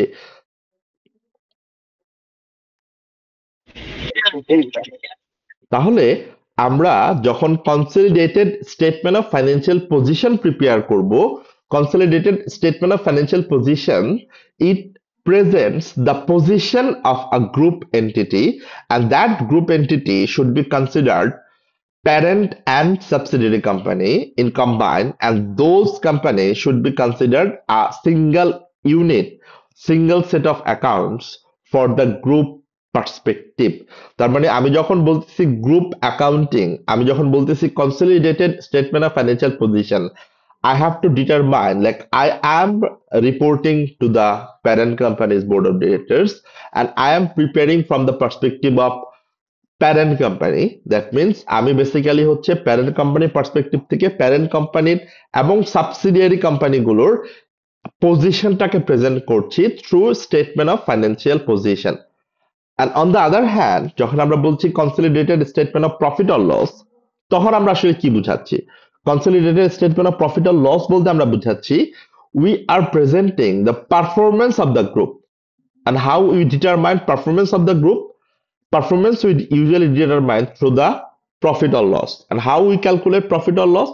We calculate profit or loss based on the income and expenses. আমরা কি করি? ইনকাম থেকে এক্সপেন্স গুলোকে আসলে ডিডাক্ট করি। So that is the two basic like idea regarding consolidated statement of financial position and consolidated statement of profit or loss. So initially we will focus on consolidated statement of financial position, কেননা consolidated statement of financial positionটাই সবথেকে frequently appeared questions and একটু lengthy type of knowledge that we need to require, কেননা consolidated statement of financial position এর মধ্যে আমার basically কিছু working আমাদেরকে মাথায় রাখতে হয়। এখন আমরা দেখলাম যে যখনই এই সিনারিও গুলো আসবে তখনই আমাকে কি করতে হবে? আমাকে কনসলিডেশন প্রিপেয়ার করতে হবে, আমাকে কনসলিডেটেড ফাইন্যান্সিয়াল স্টেটমেন্টস প্রিপেয়ার করতে হবে। But there is some specific scenario যেখানে আপনাকে কনসলিডেটেড ফাইন্যান্সিয়াল স্টেটমেন্টস প্রিপেয়ার করতে হবে না। মানে that means you are exempted. আমরা জানি এক্সেমশন মানেটা, আমরা এসএসসি তে এক্সেমশন ওয়ার্ডটা অনেক বেশি শুনি। So that means you are exempted from preparing group accounts. তার মানে প্যারেন্ট কোম্পানির পার্সপেক্টিভ থেকে আমরা চিন্তা করছি, we are not required to prepare consolidated financial statements. But of course, there is some specific scenario, there is some specific area যেখানে আপনি consolidated statement of consolidated financial statements you don't require to prepare. তাহলে সেই scenario গুলা কি কি? Number 1, the parent itself is a wholly owned subsidiary or it is a partially owned subsidiary of the another entity. Its securities are not publicly traded. তার মানে কি? What does it mean?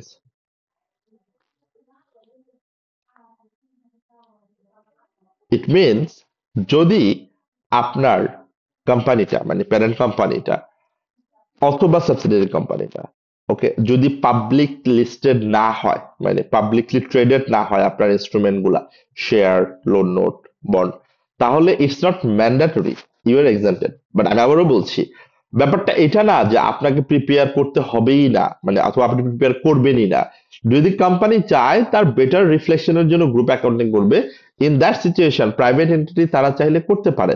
But যদি তার কোম্পানিটা publicly traded না হয় তাহলে it's not mandatory যে আপনার জন্য গ্রুপ অ্যাকাউন্টিংটা মেনটেন করতে হবে।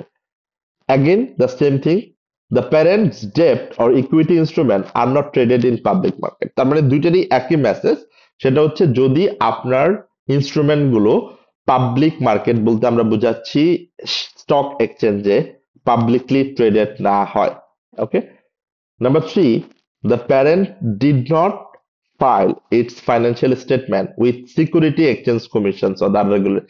Again, this is related to public traded thing, কেননা আপনি যখনই স্টক মার্কেটে লিস্টেড হবেন, স্টক মার্কেট লিস্টিং এর একটা একটা একটা আলাদা অথরিটি আছে, একটা আলাদা রেগুলেটর আছে আদার দেন আরজিএসসি ট্যাক্স অফিস, সেটাকে আমরা বলি সিকিউরিটি এক্সচেঞ্জ কমিশন। সো যখনই আপনি কোন একটা স্টক মার্কেটে কোন একটা কান্ট্রির স্টক মার্কেটে লিস্টেড হবেন, ওই কান্ট্রির স্টক মার্কেট রেগুলেট করার জন্য সিকিউরিটি এক্সচেঞ্জ কমিশন থাকে। সো আপনাকে এভরি ইয়ার আপনার ফাইন্যান্সিয়াল স্টেটমেন্ট গুলা সিকিউরিটি এক্সচেঞ্জ কমিশনকে আলটিমেটলি হচ্ছে সাবমিট করতে হয়। সো এরকম যদি কোনো রিকোয়ারমেন্ট আপনার না থাকে যে আপনার কোনো consolidated financial statement security exchange কমিশনকে দিতে হবে না, তখন you are exempted. It's not mandatory for you to prepare consolidated financial statements. আর লাস্ট হচ্ছে যেটা বললাম যে ভলান্টারিলি আপনি হচ্ছে কনসলিডেটেড ফাইন্যান্সিয়াল স্টেটমেন্ট পাবলিশ করেন অ্যাজ পার আইএফআরএস, তখন এটা আপনার জন্য সেপারেট ভাবে আর কনসলিডেট আলাদা করে আর না করলেও প্রবলেম নাই। সো দুইটাকে আমরা যদি সব রিকোয়ারমেন্ট গুলাকে একটা সিম্পল ভাবে ভাগ করি, number 1, 2 it is same, and number 3 is connected to number 1 and 2. So আমরা যদি বলি এভাবে যে আপনার প্যারেন্ট কোম্পানির কোন ইনস্ট্রুমেন্ট যদি আমার শেয়ার মার্কেটের থ্রুতে পাবলিকলি ট্রেডেড না হয়, it's not mandatory for you. এবং আপনার ফাইন্যান্সিয়াল স্টেটমেন্ট যদি সিকিউরিটি এক্সচেঞ্জ কমিশনে আলটিমেটলি সাবমিট করতে না হয়, it's not mandatory for you to prepare consolidated financial statements. And ultimate parent company যদি তারা তারা মানে ভলান্টারিলি যদি আইএফআরএস অনুযায়ী ফুললি গ্রুপ অ্যাকাউন্টসটা মেনটেন করে, দেন ইটস নট ম্যান্ডেটরি যে আলাদা করে আবার গ্রুপ অ্যাকাউন্টিং তাদের করতে হবে। তার মানে তারা বাই ডিফল্টই করে আসে। So it's not mandatory for them to prepare again end of the year. So that is the exemption part. এখান থেকে আমি আবারও বলছি, এটা বেসিক্যালি অ্যাপ্লিকেবল ফর ওটিকিউ কোয়েশ্চেন্স, ওটিকিউস। কেননা এখান থেকে আমার কনস্ট্রাকটিভ রেসপন্স কোয়েশ্চেন আসলে কিছু আসার মতো এরিয়া না। সো আমরা বেসিক্যালি এখান থেকে ওটিকিউ কোয়েশ্চেন এক্সপেক্ট করতে পারি। সরি। সো আমরা এই কথাগুলো এতক্ষণ বলছিলাম যে আমরা কনসলিডেটেড ফাইন্যান্সিয়াল স্টেটমেন্ট গুলোর মধ্যে কি কি স্টেটমেন্ট আমরা প্রিপেয়ার করব, এবং এই যে ইয়েলো মার্ক দুটি হচ্ছে বেসিক্যালি আমাদের সিলেবাসের পার্ট, যেটা অলরেডি আপনাদের সাথে ডিসকাস করা। এখন আসি আমরা কনসলিডেটেড স্টেটমেন্ট অফ ফাইন্যান্সিয়াল পজিশনে, যেহেতু আমরা বলেছি কথা বলবো এবং এই কথাগুলো অলরেডি আমরা বলেছি। সো তারপর আমরা একটু একটা একটা করে বলে যাই, আপনাদের জন্য একটু হেল্প হবে এই জিনিসটা। এবং আমার মনে হয় আমরা এইটার পরে আমাদের এই কনসলিডেটেড স্টেটমেন্ট অফ ফাইন্যান্সিয়াল পজিশনের বেসিক যে প্রিপারেশনটা সেটা একটু দেখাতে পারবো হোপফুলি আজকে। So let's start with consolidated statement of financial position, যেটা অলরেডি আমরা এর আগেও বলেছি। So parent and subsidiary single economic entity, and we need to exclude element all type of intra group trading. So এটা একটু আমরা mark করে রাখি, এটা নিয়ে আমরা কথা বলবো। What does it means, Intra group trading বলতে আমরা আসলে কি বুঝি। বাট এটা আমরা যখনই যাব এই জিনিসটাকে আমরা আলাদা করি এবং অনেক এলাবোরেট ওয়েতেই হচ্ছে আমরা কথা বলতে হবে, কেননা এটা কনসলিডেটেড ফাইন্যান্সিয়াল স্টেটমেন্টস এর একটা কি কম্পোনেন্ট। এটা অনেকবার আপনাদের এক্সামে আসে এবং অনেক এক্সামাইন হয় এই পার্টিকুলার পার্টটা, এবং এখানে কিছু ট্রিকি পার্ট আছে। সো সেটা আমরা অফকোর্স এক্সপ্লেন করার চেষ্টা করব ইন ইজিয়ার ওয়ে। এখন আমরা যে জিনিসটা দেখার চেষ্টা করব যে আমরা তো থিওরিটিক্যাল পার্টটা শেষ করলাম। আমরা কি কি শেষ করলাম? আমরা ডেফিনেশন গুলো দেখলাম, প্যারেন্ট কোম্পানি কি, সাবসিডিয়ারি কোম্পানি কি, এফসিআই কি, অ্যাসোসিয়েট কোম্পানি কি। আমরা দেখলাম স্ট্রাকচার অনুযায়ী প্যারেন্ট কোম্পানি কত পার্সেন্ট শেয়ার হোল্ড করতে পারবে, সাবসিডিয়ারি কোম্পানি কত পার্সেন্ট শেয়ার ওন হয়, অ্যাসোসিয়েট কোম্পানি কতটুকু হয়, আইফআরএস 9 এর অ্যাপ্লিকেশনটা কিভাবে হয়, লেস দ্যান 20%, সেটা আমরা দেখলাম। এরপর আমরা কি দেখলাম যে সিগনিফিক্যান্ট কন্ট্রোল, সিগনিফিক্যান্ট ইনফ্লুয়েন্সের ডিফারেন্সটা কি। এরপর আমরা দেখলাম সিগনিফিক্যান্ট কন্ট্রোলটা কিভাবে ডিফাইন হয়। এরপর আমরা দেখলাম সিগনিফিক্যান্ট কন্ট্রোল ডিফাইন হইলেই তো আমাদের ফাইন্যান্সিয়াল স্টেটমেন্টটা প্রিপেয়ার করতে হয় from the perspective of group. এবং আমরা ফাইনালি দেখলাম যে কোন কোন সিনারিওতে আমার কনসলিডেটেড ফাইন্যান্সিয়াল স্টেটমেন্টসটা প্রিপেয়ার করতে হয় না, we are exempted. And now our main focus to understand how to prepare consolidated statement of financial position. So that is key component of group. আমরা গ্রুপ অ্যাকাউন্টিং এর মধ্যে এই জিনিসটা খুব বেশি আমরা ভালো করে পড়ার চেষ্টা করি, খুব ভালো করে আমরা বোঝার চেষ্টা করি। সো আমি একটু আপনাদেরকে এইটার কোয়েশ্চেন প্যাটার্নটা একটু বলি, যে এখান থেকে আসলে আমাদের কোয়েশ্চেনটা দুই ভাবেই আসে। এখান থেকে আমাদের অবজেক্টিভ টেস্ট কোয়েশ্চেনও আসে, মানে আমাদের সেকশন এ এবং বি তে অনেক সময় ইন্ডিভিজুয়াল আমার কোয়েশ্চেন্স গুলো আসে। তো তখন হচ্ছে আপনাকে ওই পার্টিকুলার কোয়েশ্চেনটা হচ্ছে ক্যালকুলেশন করে আপনার সিলেক্ট করতে হয়, অথবা নাম্বার এন্ট্রি করতে হয়, ড্রপ ডাউন করতে হয়। আর অনেক ক্ষেত্রে আপনাকে সেকশন সি তে কনসলিডেটেড ফাইন্যান্সিয়াল স্টেটমেন্ট প্রিপেয়ার করতে বলে। সো সেকশন সি এর কোয়েশ্চেন প্যাটার্নটা একটু আপনাদেরকে বলে নেই, সেকশন সি তে কোয়েশ্চেনটা কিভাবে হয়। আপনারা অনেকেই ধারণা করতে পারেন, আই ডু বিলিভ যে আপনাদের সেকশন সি এর ব্যাপারে ইনিশিয়াল ক্লাসগুলোতে আইডিয়া দেওয়া হয়েছে, না হলেও প্রবলেম নাই, over the time I will give you that idea. So section C তে দুইটা কোয়েশ্চেন আসে, যেটা already I have told you guys. একটা হচ্ছে 20 মার্কস, আনাদার ইজ 20 মার্কস। এর মধ্যে একটা কোয়েশ্চেন আসবে রেশিও থেকে, এটা মাস্ট। সো সেকশন সি এর একটা কোয়েশ্চেন রেশিও অ্যানালাইসিস থেকে আসবে, এটা must, inevitable. You have to face আর ratio analysis question in section C. এখন তাহলে আরেকটা কোয়েশ্চেন কোত্থেকে আসবে? আরেকটা কোয়েশ্চেন আসবে হচ্ছে প্রিপেয়ারিং ফাইন্যান্সিয়াল স্টেটমেন্টস। তার মানে দুইটা সেগমেন্টের কোয়েশ্চেন আসবে। একটা হচ্ছে you have to be asked to prepare financial statements and you will have to be asked to evaluate to interpret ratio analysis.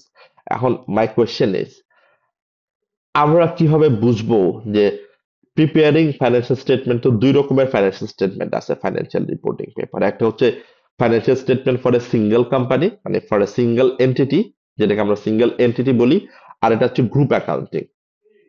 তো আমার কোয়েশ্চেন হচ্ছে, এই যে ফাইন্যান্সিয়াল স্টেটমেন্ট প্রিপারেশন করার যে কোয়েশ্চেনটা, সেটা কোন এরিয়া থেকে আসবে? সেটা কি আমার সিঙ্গেল এন্টিটি থেকে আসবে, নাকি সেটা আমার গ্রুপ অ্যাকাউন্টিং থেকে আসবে? সেটা আমি কিভাবে বুঝবো? সেটা আসলে বুঝার কোনো ওয়ে নাই। And we can not spot it, we can not, হয় না, কমন করতে পারবো না। আমাকে আমাকে বলতেও পারবেন না আপনি যে ভাইয়া এটা আসলে আমাকে দাগাই দেন কোন কোশ্চেনটা আসবে, কোনটা কমন। Never know. ইভেন আপনাদের প্রত্যেকটা স্টুডেন্টের কোশ্চেন কিন্তু আলাদা আলাদা হয়, 3-4 সেট কোশ্চেন থাকে। আপনি যখন সেম টাইমে এক্সাম দিবেন, দেখবেন একজনের সাথে আরেকজনের কোশ্চেন মিলবে না। So SSC that type of dynamic. তাহলে আমরা এভাবে চিন্তা করি যে সেকশন সি তে যদি গ্রুপ গ্রুপ থেকে আপনাকে স্টেটমেন্ট প্রিপেয়ার করতে বলে, তাহলে রেশিওটা আসবে সিঙ্গেল এন্টিটি থেকে। আবার যদি সিঙ্গেল এন্টিটি থেকে আপনাকে স্টেটমেন্ট প্রিপেয়ার করতে বলে, তাহলে রেশিওটা আসবে গ্রুপ থেকে। তার মানে আমি কোনো টপিকে কিন্তু স্কিপ করতে পারবো না।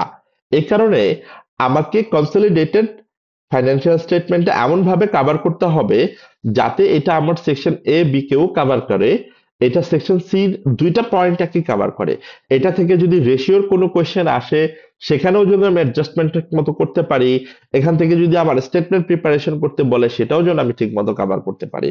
So that focus point I have to have, and I will make sure যে এইটা যেন আপনারা ঠিক মতো করে ডেভেলপ করেন over the time. No worries about that.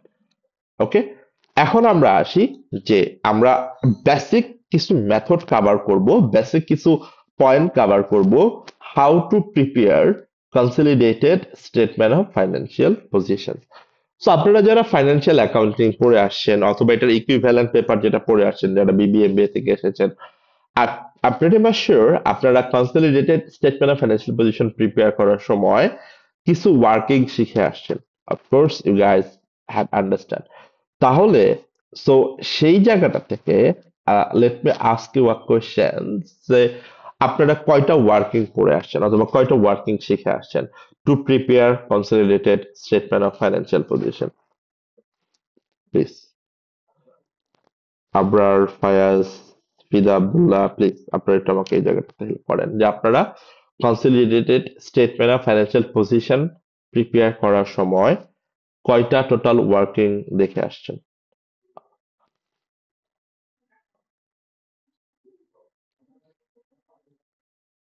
ফিদা, আব্দুল্লাহ আছেন আপনি? ভাইয়া জি স্যার, আছি স্যার।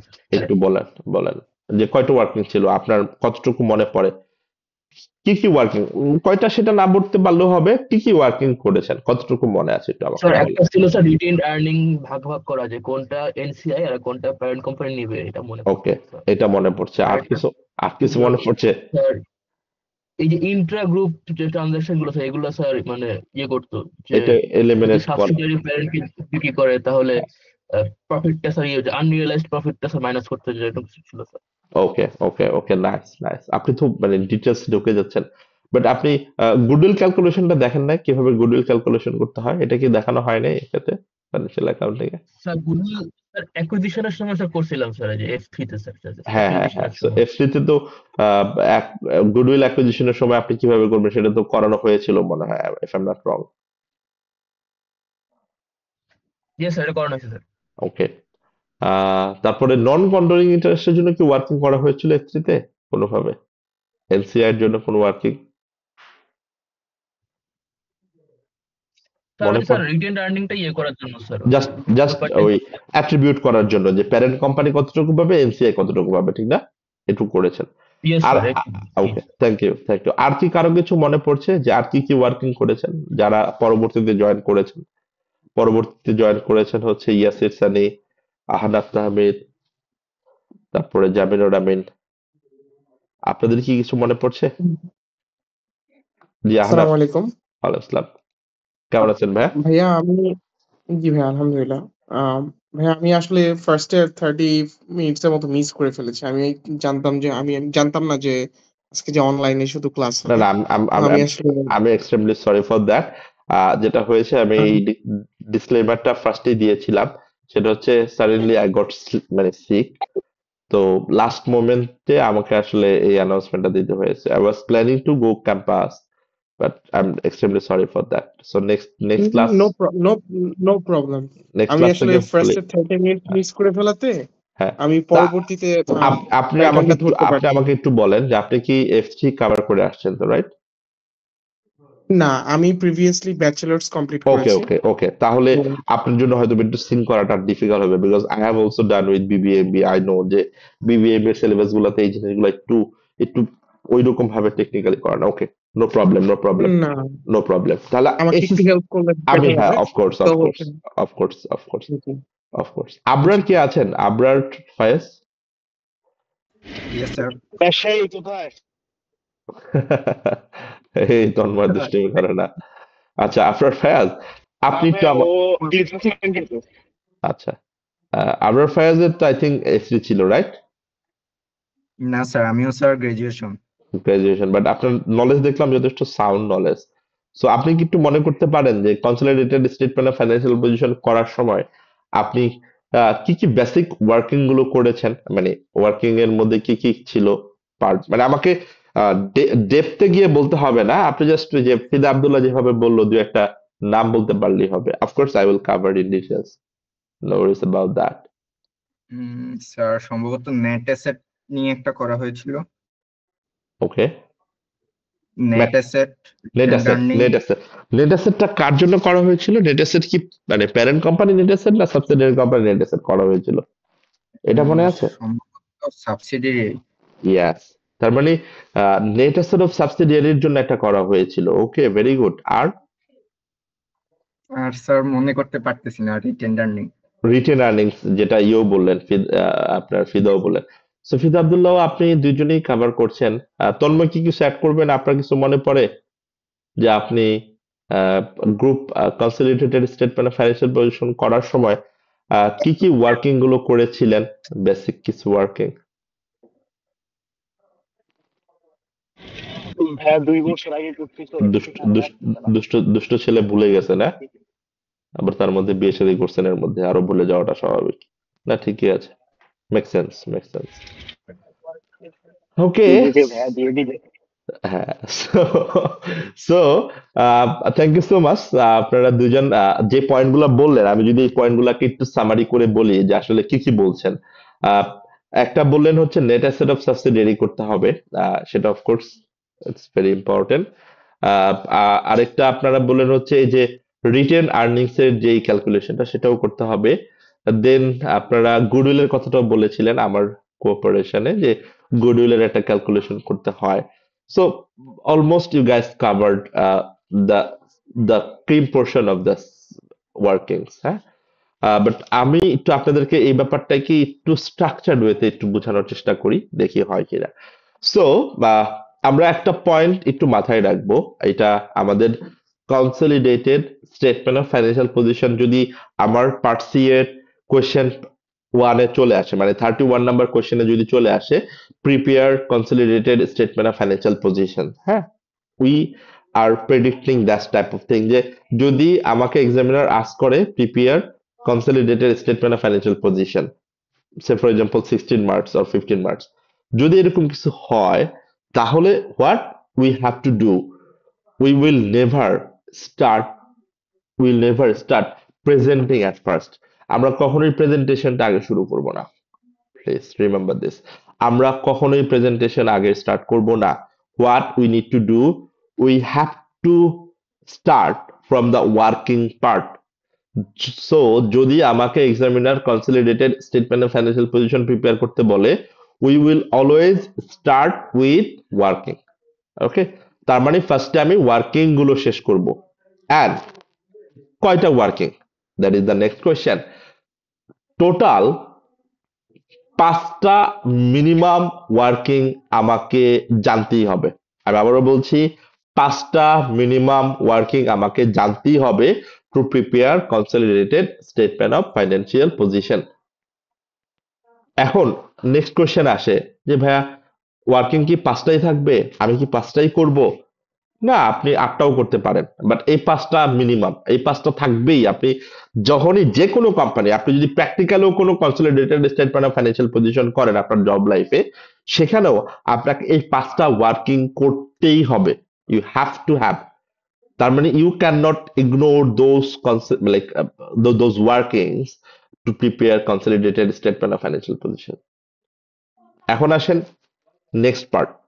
এই যে 5টা ওয়ার্কিং এর আমি যে সিকোয়েন্সটা বলবো, এই সিকোয়েন্সে কি আমাকে মেনটেন করতে হবে? এটা কি কোনো আইএসএ বলা আছে যে আমার ওয়ার্কিং গুলো হচ্ছে আমার এই সিকোয়েন্সেই করতে হবে? So the answer is no. আমি ওয়ার্কিং গুলার যে সিকোয়েন্সে বলছি সেটা আমাদের বেটার আন্ডারস্ট্যান্ডিং এর জন্য, স্টোরি টেলিং এর জন্য। বাট আপনি যদি মনে করেন এখানে 3 নাম্বারটা আগে করবেন, 2 নাম্বারটা পরে করবেন, আর 4 নাম্বারটা আগে করবেন, 5 নাম্বারটা পরে করবেন, আর 5 নাম্বারটা আগে করবেন, 4 নাম্বারটা পরে, হোয়াট এভার। সো সেই সিকোয়েন্সটা you can like justify or you can prepare at your own. কেননা ওয়ার্কিং এটা কোনো আইএসআইএফআরএস এর প্রেজেন্টেশনের পার্ট আলাদা করে ডিসক্রাইব করা নেই যে আপনাকে এইভাবেই করতে হবে। It is a rough thing, it is a working thing that you are open, you are flexible enough to do this. Okay, এখন আসি তাহলে এই 5টা বেসিক ওয়ার্কিং কি। এই 5টা বেসিক ওয়ার্কিং আমরা কি কি ওয়ার্কিং কভার করব to prepare consolidated statement of financial position. Working number 1, group structure. What is group structure? Parent কোম্পানিকে, সাবসিডিয়ারি কোম্পানিকে, প্যারেন্ট কোম্পানি কত পার্সেন্ট শেয়ার ওন করে and কত পার্সেন্ট ওন করে না, that is called non controlling interest. আমার acquisition date কবে, reporting date কবে, that is very important. Acquisition date এবং রিপোর্টিং ডেট এটা আমাকে অবশ্যই ডিটারমাইন করতে হবে ইন ওয়ার্কিং 1। কেন ডিটারমাইন করতে হবে সেটাও আমরা আসবো ওভার দ্য টাইম, এটা অনেকবার আমাদের এই কথাটা আসবে। সেটার একটা বড় রিজন হচ্ছে আমার অ্যাকুইজিশন এবং রিপোর্টিং ডেটের গ্যাপটা যদি 12 মান্থের কম হয়, আমি আবারও বলছি, আমার অ্যাকুইজিশন ডেট এবং রিপোর্টিং ডেটের গ্যাপটা যদি, টেনিওরটা যদি, স্প্রেডটা যদি 12 মান্থের কম হয়, তাহলে আমাকে যেটা করতে হবে, সাবসিডিয়ারির যত ইনকাম এক্সপেন্সের ওয়ার্কিং আছে সেটা আমাকে ওই মান্থলি প্রপোর্শনেট করতে হবে। তার মানে আমি যদি এটাকে ডিটারমাইন করে না দেই যে অ্যাকুইজিশন ডেট এবং রিপোর্টিং ডেট কবে, এবং আমি এই দুইটার ডিফারেন্সটা যদি আগে থেকেই আমার মাথায় না রাখি ইন ওয়ার্কিং 1, তাহলে আমার জন্য পরবর্তী ওয়ার্কিং গুলাতে কিছুটা আমি চ্যালেঞ্জ ফেস করতে পারি। ওকে, তাহলে working 1 is group structure. No problem, no worry. আমি আপনাদেরকে একটা ডেমো ওয়ার্কিং এর ফরম্যাট দেখাবো আজকে। ওকে, ওয়ার্কিং 1টা কিভাবে প্রিপেয়ার করতে হবে, ওয়ার্কিং 1 এ কি কি কম্পোনেন্ট গুলো আমরা দেখাবো, কিভাবে প্রেজেন্ট করব, I will show you. Working 2, net asset of subsidiary, যেটা বলছিলেন ভাইয়া, net asset of subsidiary. So এখানে কি পয়েন্ট হচ্ছে দুইটা, সাবসিডিয়ারি অ্যান্ড নেট অ্যাসেট। তার মানে আমরা এই ওয়ার্কিংটা কার জন্য করছি? আমরা এই ওয়ার্কিংটা করছি হচ্ছে সাবসিডিয়ারির জন্য। এবং আমরা সাবসিডিয়ারির কি পোর্শন নিয়ে করছি? আমরা সাবসিডিয়ারির নেট অ্যাসেট পোর্শন নিয়ে করছি। তাহলে আমি যখন নেট অ্যাসেট পোর্শন নিয়ে করছি, তো নেট অ্যাসেট বলতে আমরা কি বুঝি? That is important to understand. Net asset মানে কি? Total asset minus total liabilities, that is call equity. তার মানে এখানে আমি কি কি আনবো? আমি আনবো সাবসিডিয়ারি কোম্পানির শেয়ার ক্যাপিটাল, সাবসিডিয়ারি কোম্পানির শেয়ার প্রিমিয়াম, সাবসিডিয়ারি কোম্পানির রিটেন আর্নিংস, সাবসিডিয়ারি কোম্পানির রিভ্যালুয়েশন রিজার্ভস। এন্ড এটার বাইরে যদি আদার কোনো অ্যাডজাস্টমেন্ট থাকে related to subsidiary net asset. Now এই যে ওয়ার্কিং টুটা আমরা করলাম, this is very crucial working, this is very important working. কেননা এটার কারণটা কি? কারণটা হচ্ছে এই ওয়ার্কিং টুটা যদি আমার কোনো কারণে প্রবলেম ফেস করি, এটার রেজাল্টটা ওয়ার্কিং 3 কেও এফেক্ট করবে, ওয়ার্কিং 4 কেও এফেক্ট করবে, ওয়ার্কিং 5 কেও এফেক্ট করবে। তার মানে আমাকে খুব কেয়ারফুলি করতে হবে ওয়ার্কিং টুটা এবং ওয়ার্কিং টুতে আমি যদি কোনো একটা কিছু ভুল করি, সেটার রিফ্লেকশনটা ওয়ার্কিং 3, 4, 5 তিন জায়গায় আমার পড়বে। But the good news is আমার যদিও এই ওয়ার্কিং টু এর ভুলের কারণে ওয়ার্কিং থ্রির ক্যালকুলেশনও ভুল হবে, ওয়ার্কিং ফোর এর ক্যালকুলেশনও ভুল হবে, ওয়ার্কিং ফাইভ এর ক্যালকুলেশনও ভুল হবে, আপনার টোটাল 4 বার মার্ক ডিডাক্ট হবে না। মানে আপনার রং ক্যালকুলেশনের জন্য ওয়ার্কিং টুরও আপনাকে আলটিমেটলি মার্ক কাটবে এরকম না, ওয়ার্কিং থ্রিরও কাটবে এরকম না, ওয়ার্কিং ফোরেরও কাটবে এরকম না, ওয়ার্কিং ফাইভেরও কাটবে এরকম না। হোয়াট এক্সামিনার উইল ডু, এই ওয়ার্কিং টুতে যেইটুকু পোর্শন আপনার ভুল হয়েছে, যে পার্টিকুলার পোর্শনটা ভুল হয়েছে, ওইটার স্পেসিফিক মার্কিং স্কিম অনুযায়ী আপনাকে আলটিমেটলি মার্কটা অ্যালাউ করবে না, সে ডিসঅ্যালাউ করে দিবে, মানে মার্কটা দিবে না আপনাকে। বাট এটাকে আপনি রং ফিগার ধরে যদি ক্যালকুলেশন করে ওয়ার্কিং থ্রি যদি করেন এবং ওয়ার্কিং থ্রির বাকি কম্পোনেন্ট গুলো যদি ঠিক থাকে, ফাইনাল রেজাল্ট যাই আসুক, ফাইনাল অ্যামাউন্ট যাই আসুক, সেক্ষেত্রে আপনার মার্কিং স্কিম অনুযায়ী আপনি ফুল মার্কটাই পাবেন। কেননা আপনার ওয়ার্কিং টু এর যে পার্টিকুলার পোর্শন, সেটার মার্কটা অলরেডি তারা ডিডাক্ট করে ফেলছে। So that is SSC will do with you. So এইসব জিনিসগুলা বোঝার জন্য আমার জন্য আসলে মানে মেইন সোর্স গুলা কি, আমি কিভাবে এই পয়েন্ট গুলা বুঝতে পারবো, আমি কিভাবে ইউজ টু হবো এই জিনিসগুলোর সাথে। আমি ইউজ টু হবো হচ্ছে আমি যখন কোনো একটা কোয়েশ্চেন প্র্যাকটিস করব, আমি ওই পার্টিকুলার পাস্ট ইয়ার কোয়েশ্চেনের আনসার দেখে মার্কিং স্কিম দেখব এবং আমি বেশি বেশি এক্সামিনার রিপোর্ট পড়বো। সো এই হ্যাবিট গুলো আমাকে গ্রাজুয়ালি ডেভেলপ করতে হবে to pass in any SSC paper. তাহলে ওয়ার্কিং ওয়ান গ্রুপ স্ট্রাকচার দেখলাম, working two net asset of subsidiary দেখলাম। Now what is working three?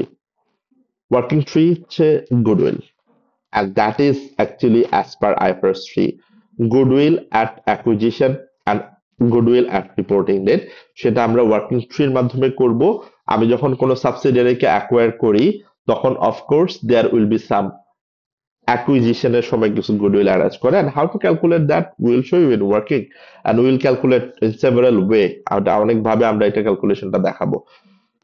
And working for non-controlling interest, NCI, non-controlling interest.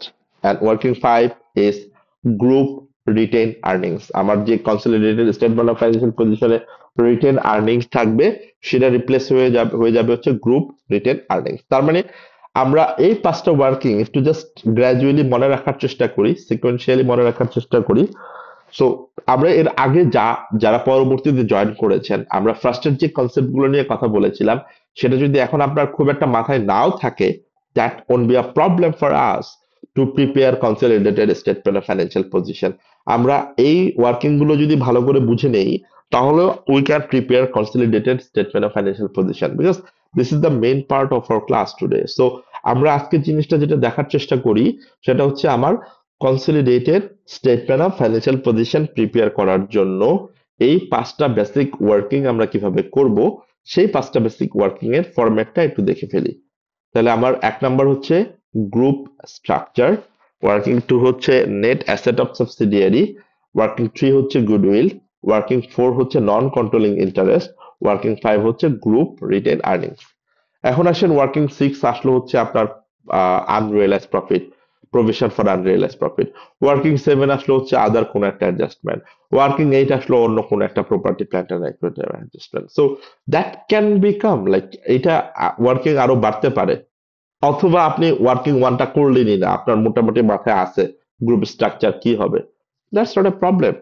But আমি যে ফর্মুলাটা আপনাকে বলছি মনে রাখার জন্য, আমি যেই সিকোয়েন্সটা আপনাকে ফলো করতে বলছি, obviously there is some reason, there is some logic. এই লজিকটা আপনি যখনই সিকোয়েন্সিয়ালি মনে রাখবেন, it will help you a lot to prepare consolidated statement of financial position, so that you can prepare smoothly during the exam, and obviously যখন আপনি কোনো job লাইফে you will prepare, you have to ask like আপনাকে আপনার senior যখন বলবে prepare this consolidated statement of financial position, so you can easily prepare those consolidated statement of financial positions if you follow my instructions accordingly, okay? So আমরা এখন যেটা করি, next 10 or 15 minutes, let's try to figure out যে আমার এই working গুলোর ফরম্যাটটা কি হয়, এই ওয়ার্কিং গুলো আসলে দেখতে কেমন হয়, এবং কিভাবে আমরা ওয়ার্কিং গুলো করি। অ্যাগেন আমি আপনাদেরকে আর একটু রিল্যাক্স করি, আমরা নেক্সট 2 or 3 ক্লাসেসে এই প্রত্যেক দিনই ওয়ার্কিং গুলো নিয়ে কথা বলবো, প্রত্যেক দিনে আমার ওয়ার্কিং গুলো আসলে চলে আসবে somehow. So it doesn't matter আপনি আজকে যদি সব ওয়ার্কিং মাথায় চলে না আসে, it's not a big problem for us. আমরা গ্র্যাজুয়ালি চেষ্টা করব এই জিনিসগুলোকে আমার ব্রেইনে সেট করার জন্য, যাতে করে আমি আমার এই ওয়ার্কিং গুলো এমন ভাবে দেখতে পাই যে আমি ভিজুয়ালাইজ করতে পারি যে আমার এই ইনফরমেশনটা ওয়ার্কিং টু এর কোন জায়গায় আসবে, আমার এই ইনফরমেশনটা ওয়ার্কিং থ্রি এর কোন জায়গায় আসবে, আমার এই ভিজুয়ালাইজেশনটা যেন চলে আসে।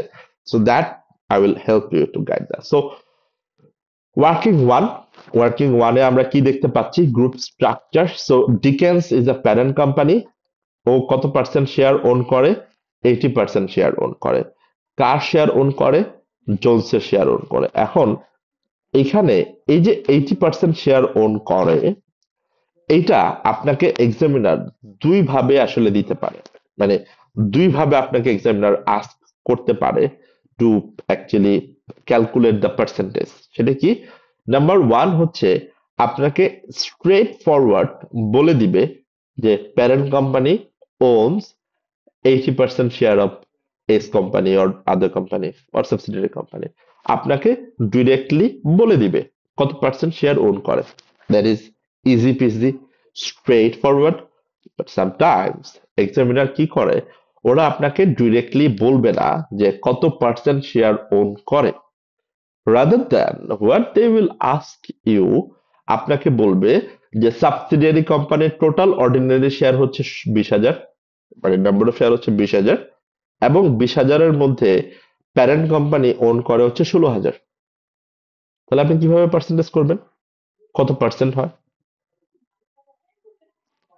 সিম্পল ঐকিক নিয়ম, আমরা ছোটবেলায় যেভাবে করেছি। তাহলে টোটাল নাম্বার অফ শেয়ার কত, 20,000, যেটা আমার নিচে থাকবে, এবং total number of acquired share কত, 16,000। তার মানে ফর্মুলাটা কি দাঁড়াচ্ছে, এই যে এখানে দেখেন, number of shares acquired divided by total number of shares of subsidiary company. And যেহেতু আমরা পার্সেন্টেজ বের করব, উই অল নো পার্সেন্টেজ বের করার সময় আমরা 100 দিয়ে মাল্টিপ্লাই করি, তাহলে আমরা পেয়ে যাব যে কত পার্সেন্ট শেয়ার ওন করে parent company. See, this is a simple example of আমরা যে কথাটা বলছিলাম। তাহলে এই যে শেয়ার হোল্ডিং এর যে ব্যাপারটা, সেটা আপনাকে হয় ডিরেক্টলি বলে দিবে এক্সামিনার, অথবা আপনাকে একটু ক্যালকুলেশন করে নিতে হবে based on total number of shares and total number of acquired share. Clear?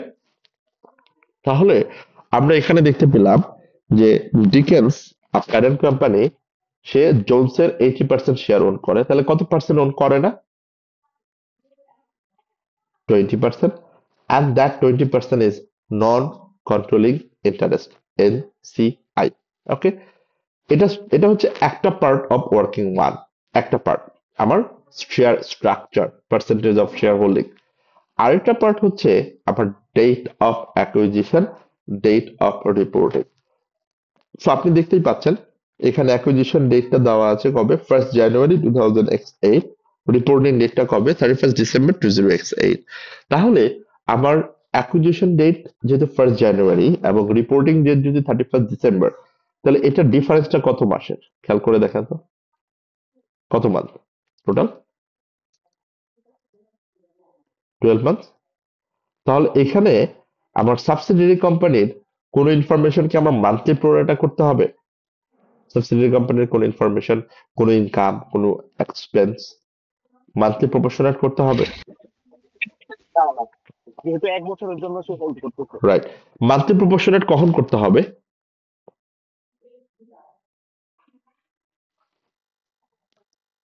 এক বছরের কম হলে বা 6 মাস Less বা than রিপোর্টিং ডেটের উপরে বেস করে। 12 months, then the income and expenses of subsidiary company should be monthly proportionate, ঠিক না? ক্লিয়ার কথাটা? সো এই জিনিসটা একটু আমরা মাথায় রাখার চেষ্টা করি যে আসলে এই পয়েন্টটা আমরা কিভাবে নিয়ে আসছি। সো এই জিনিসটা আমাদের কিন্তু বারবার আসবে, বাট আমি তারপরও চেষ্টা করছি যে প্রত্যেকটা জিনিস কমপ্লিট একটা ফরম্যাটে থাকুক, so that you can connect, যে কথাটা আমরা এই কারণে বলেছিলাম। তাহলে that is structure of working one. আপনাদের যদি কারো কোনো কনফিউশন থাকে regarding working one, you can guys tell me.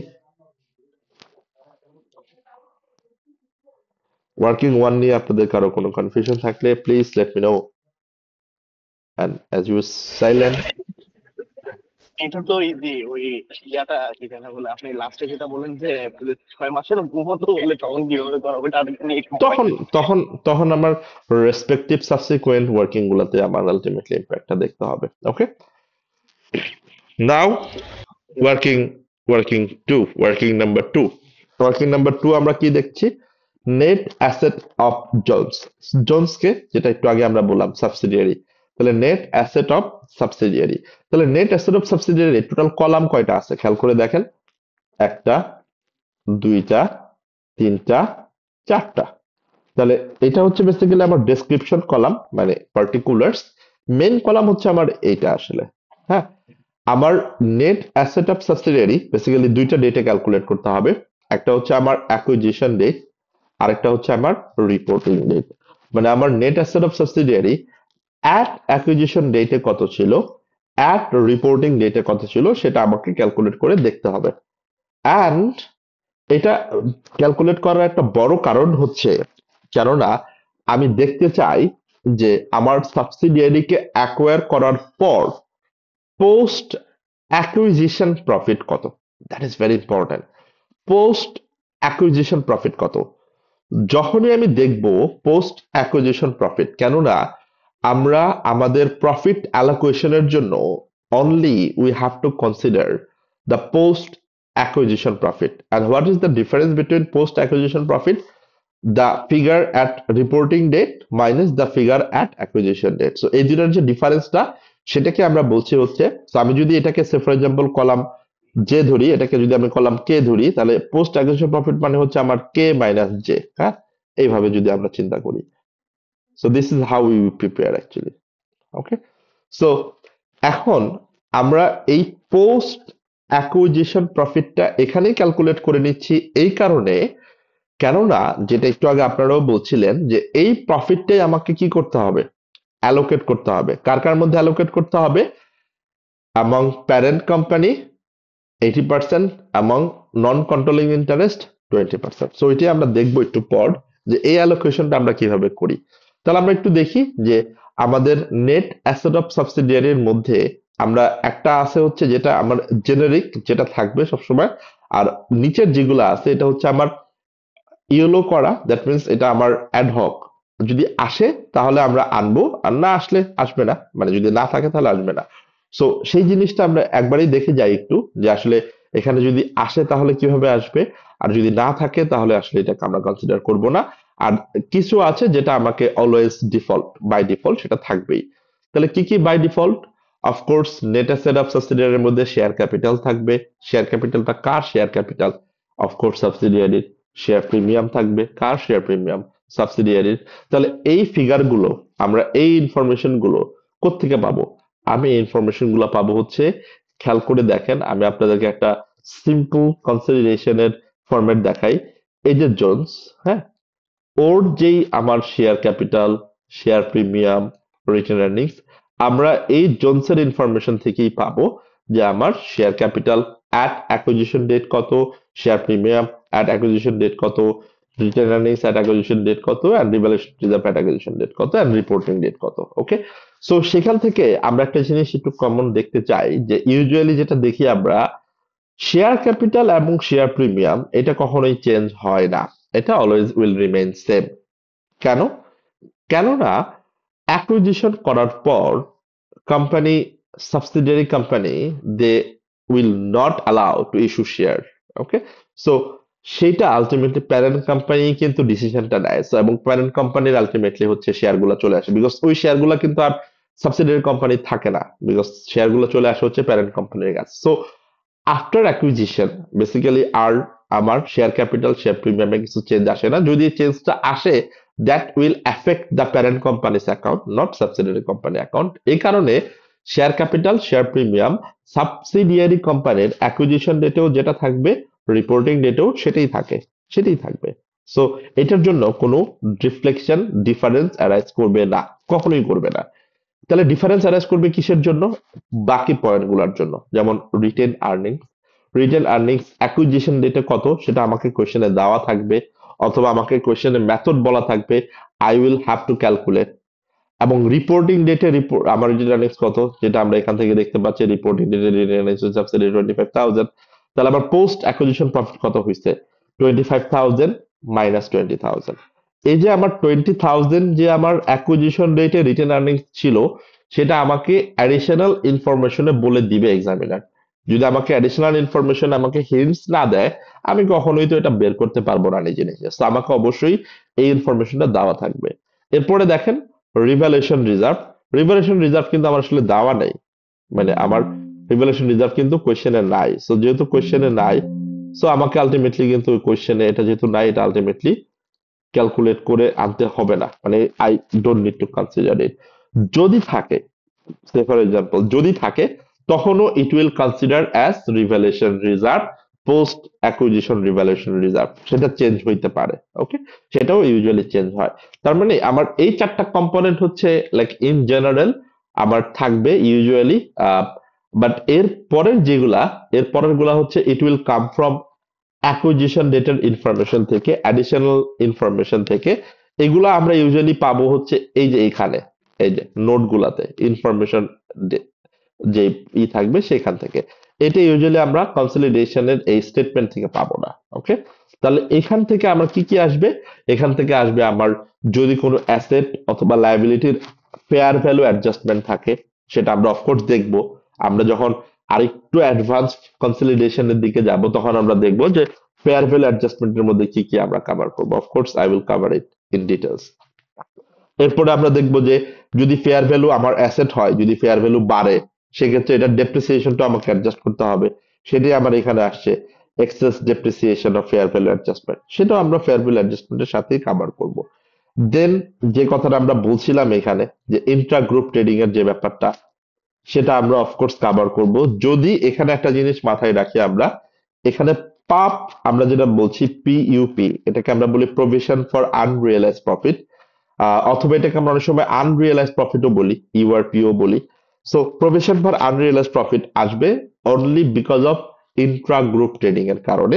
But একটা জিনিস একটু মাথায় রাখবো এখান থেকে, আমি আবারও বলছি, ইন্ট্রা গ্রুপ ট্রেডিং এর পুরো ব্যাপারটা আমরা কভার করব। ইন্ট্রা গ্রুপ ট্রেডিং এর অনেকগুলা ক্লাসিফিকেশন আছে, আমার ইন্ট্রা গ্রুপ ইনভেন্টরি আছে, ইন্ট্রা গ্রুপ অ্যাসেট আছে, ইন্ট্রা গ্রুপ লোন আছে, এগুলো প্রত্যেকটা আমরা আলাদা আলাদা করে কভার করবো।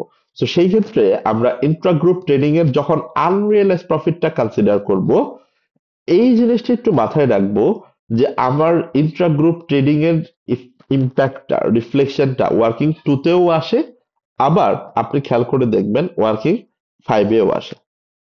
এখন আপনি লাইনটা একটু পড়বেন, পরে জাস্ট এইটা একটু নোট ডাউন করে রাখবেন, এখান থেকে মাথায় রাখবেন সেট করে, যে কখন এটা ওয়ার্কিং টুতে আসবে, কখন এটা আমার ওয়ার্কিং ফাইভে আসবে। সো প্লিজ ডু রিমেম্বার, যদি এটা সাবসিডিয়ারি সেল করে, যদি সেলার হয় সাবসিডিয়ারি, তাহলে এটা আসবে হচ্ছে ওয়ার্কিং টুতে, ক্লিয়ার, ওয়ার্কিং টুতে।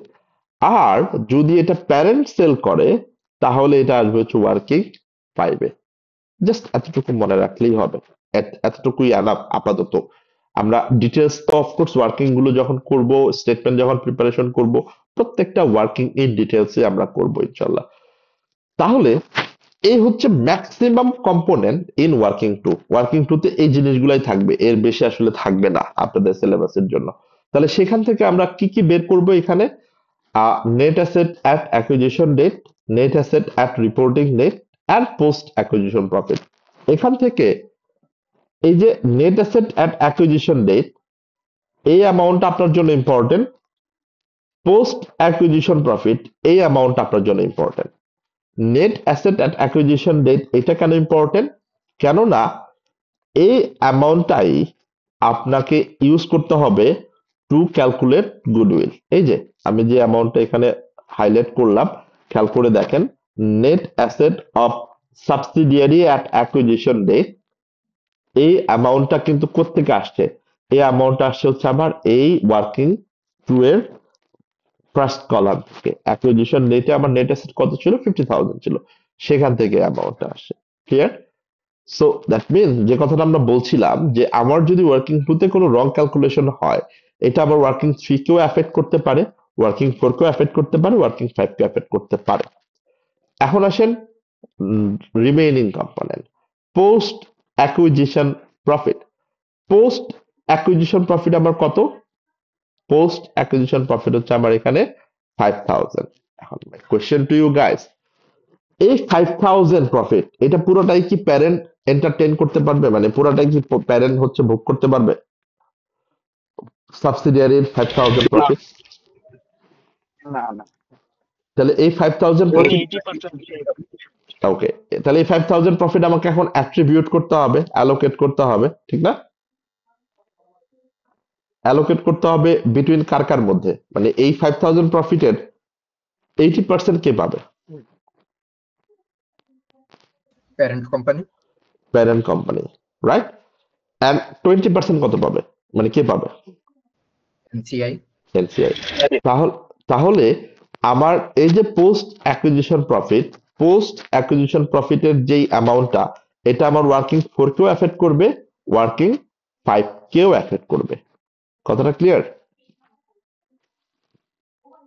তাহলে এটা কিভাবে করব আমরা? এই যে আমরা এখানে দেখাচ্ছি যে আমার 5000 এর 80% 4000 পাবে হচ্ছে ডিকেন্স, যেটা আমার ওয়ার্কিং 5 এ গ্রুপ রিটেন আর্নিংস হিসেবে যাবে, আর বাকি 20% পাবে হচ্ছে এনসিআই, যেটা আমার ওয়ার্কিং 4 এ নন কন্ট্রোলিং ইন্টারেস্ট হিসেবে যাবে। তো এটা আমার জন্য সব থেকে সিগনিফিক্যান্ট ওয়ার্কিং, কেননা এই ওয়ার্কিংটা আমাকে একদম বাকি ওয়ার্কিং গুলোর একটা ফুটপ্রিন্ট তৈরি করে দেয়। So that is the part of working two. Working টুটা আমরা দেখলাম। ওয়ার্কিং টুটা দেখার পর যদি কারো কোনো কনফিউশন থাকে, please let me no.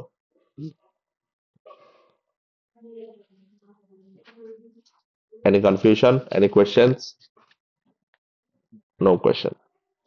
Okay. Now let's start with working 3. Working 3 কি ছিল? Goodwill calculation. So goodwill ক্যালকুলেশনটা করি আমরা as per IFRS 3.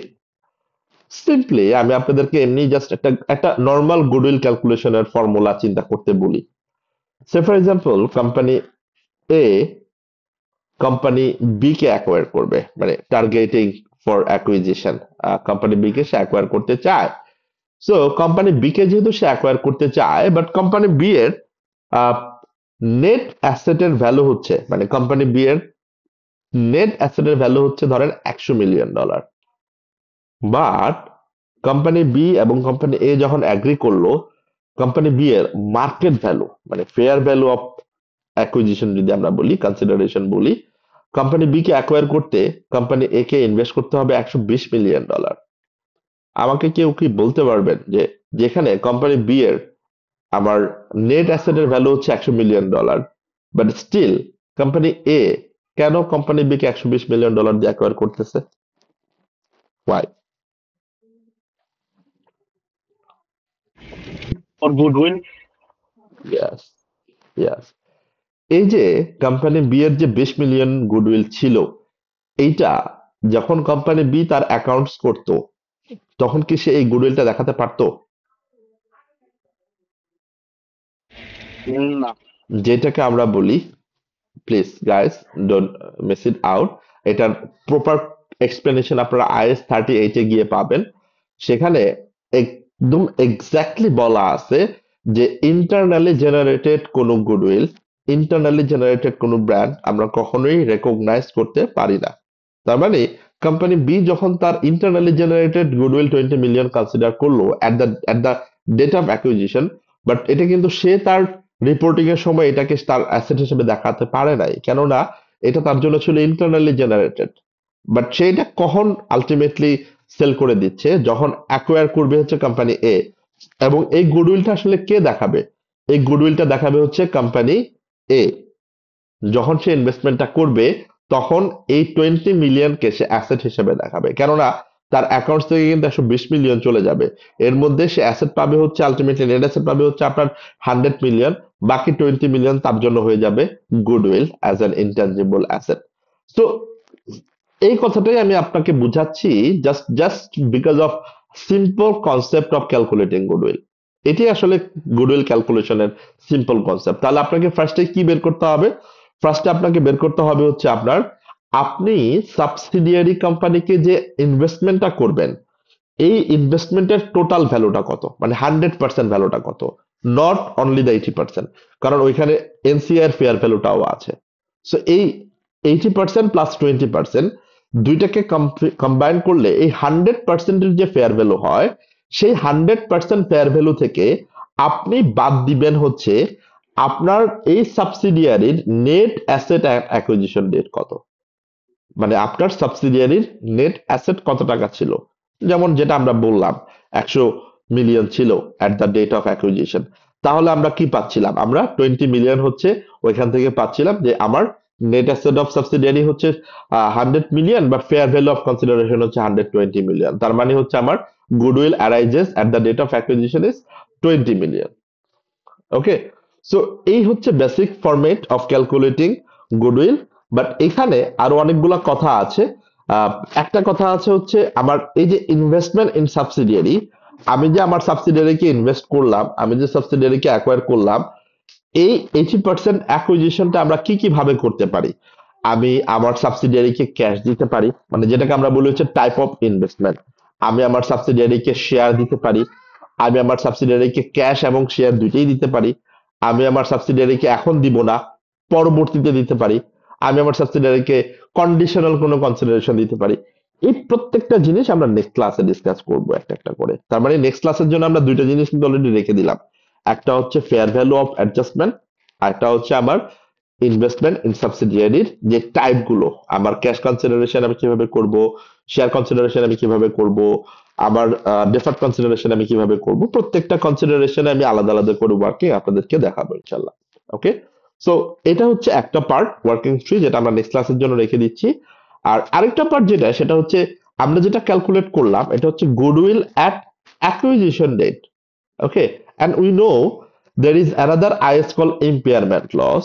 যদি এই গুডউইলটা যেহেতু আমার কোনো অ্যামortization হয় না, উই নো অলরেডি IS 38 যারা আমরা পড়ে আসছি, অথবা না পড়লেও প্রবলেম নাই, গ্র্যাজুয়ালি এটা আমরা ফাইম স্যার খুব ক্লোজলি মানে নিয়ার বাই কভার করে ফেলবেন। সো আমরা একটা জিনিস মাথায় রাখি যে আমার ইম্পেয়ারমেন্ট লস যেটা IS 36 এ বলে, যেটা হচ্ছে আমার যে ইনটেনজিবল অ্যাসেটের অ্যামortization হয় না, সেটা আমার ইম্পেয়ারমেন্ট টেস্ট করতেই হবে। তো যেহেতু ইম্পেয়ারমেন্ট টেস্ট করতেই হবে, আমি এখানে দেখব যে if there any impairment of goodwill, যদি গুডউইলের কোনো ইম্পেয়ারমেন্ট থাকে সেটাকে আমরা বাদ দিব, এবং সেটা আলটিমেটলি আমার ওয়ার্কিং 4কেও এফেক্ট করবে, ওয়ার্কিং 5এও এফেক্ট করবে। যেহেতু এখানে কোনো ফিগার নাই, আমরা এটাকে রিফ্লেকশন এখন দেখাচ্ছি না, সেটা আমরা যখন আসবে তখন আমরা ওয়ার্কিং এ দেখবো। বাট একটা জিনিস মাথায় রাখবো, যদি ইম্পেয়ারমেন্ট অফ গুডউইল থাকে, সেটা আমার গুডউইল অ্যাট অ্যাকুইজিশন ডেট থেকে বাদ যাবে, and then we will get goodwill at reporting date। এখানে একটা আমি অ্যালার্মিং সাইন আপনাদেরকে দেই, আপনি কেয়ারফুলি এক্সামিনারের পয়েন্টটা দেখবেন, এক্সামিনার আপনার থেকে কি চাচ্ছে। এক্সামিনার কি আপনাকে goodwill at acquisition date calculate করতে বলছে, নাকি goodwill at reporting date calculate করতে বলছে? অনেক স্টুডেন্ট এই জায়গাটাতে ট্র্যাপে পড়ে যায়, ওরা সবসময় ইম্পেয়ারমেন্ট লসটা বাদই দেয় বাই ডিফল্ট। বাট কখনো কোনো কোয়েশ্চেনে, অবজেক্টিভ টেস্ট কোয়েশ্চেনে আর কোনো ওয়ার্কিং এ যদি আপনার এক্সামিনার কোনো ইনফরমেশন জিজ্ঞাসা করে what is the goodwill at acquisition date, যদিও ইম্পেয়ারমেন্ট লস দেওয়া আছে, you are not bound to deduct the impairment loss. So এটা একটু ভালো করে মাথায় রাখবো আমরা, যে ইম্পেয়ারমেন্ট লস আমি বাদ দিব তখনই যখন আমার দরকার হবে goodwill at reporting date. Otherwise আমার যদি অ্যাকুইজিশন ডেটে গুডউইল কত বলে, সেটার জন্য ইম্পেয়ারমেন্ট লসের আসলে কোনো লেনা দেনা নেই। So that is working tree, pretty much straight forward look like, but এটা আমরা নেক্সট ক্লাসে যখন আরেকটু ইন ডিটেলসে দেখার চেষ্টা করব, we will see how we can implement it. Okay, then working 4 and working 5 pretty much straightforward। এখানে অনেকগুলা পয়েন্ট অলরেডি চলে আসছে, কেননা এখানে আর নতুন করে কিছু নেই, জাস্ট আমরা ওয়ার্কিং 1 2 3 তে যে জিনিসগুলো নিয়ে আসছিলাম সেটাই আসলে আমরা এখন অ্যাপ্লাই করব ইন ওয়ার্কিং 4। তাহলে ফার্স্টে আমার আসবে হচ্ছে এই এনসিআর ফেয়ার ভ্যালু কত, যেটা আমরা ওয়ার্কিং 3 তে ক্যালকুলেট করলাম। এই যে এটা ইউজুয়ালি দেওয়া থাকবে কোশ্চেনে, যদি দেওয়া না থাকে সেটার ক্যালকুলেশন মেথডটাও দেওয়া থাকবে। সো এই কথাগুলো আমি বলে যাচ্ছি কারণে আপনি যখন কোন একটা পাস্ট ইয়ার কোশ্চেন দেখবেন 90% ক্ষেত্রে আমার এই কথাগুলো রিলেট করতে পারবেন, মানে 99% ক্ষেত্রে। সো এই জন্য কথাগুলো একবারে বলে যাওয়া। এখন মনে হইতে পারে অনেক কিছু বলে ফেলছি, বাট এগুলাকে আসলে মনে থাকবে কিনা, নো ওয়ারিস। এগুলা প্রত্যেক দিন আবার রিপিট হবে, রিপিট হতে হতে দেখবেন আপনার প্রত্যেকটা জিনিস আবার একটা সুন্দর কম্প্যাক্ট, সুন্দর একটা স্ট্রাকচার আপনার মাথায় চলে আসে। ওকে, দেন হচ্ছে share of post acquisition profit. খেয়াল করে দেখেন এটা আমরা কোত্থেকে পাচ্ছি। এই যে আমরা একটু আগে যে ওয়ার্কিংটা করে বের করলাম পোস্ট অ্যাকুইজিশন প্রফিট, সেটা আমার এখানে চলে আসলো। অ্যান্ড একটু আগে যে কথাটা বলছিলাম, যদি ইম্পেয়ারমেন্ট লস থাকে সেটা 20% হিট বিয়ার করবে এনসিআই, 80% হিট বিয়ার করবে হচ্ছে আমার প্যারেন্ট।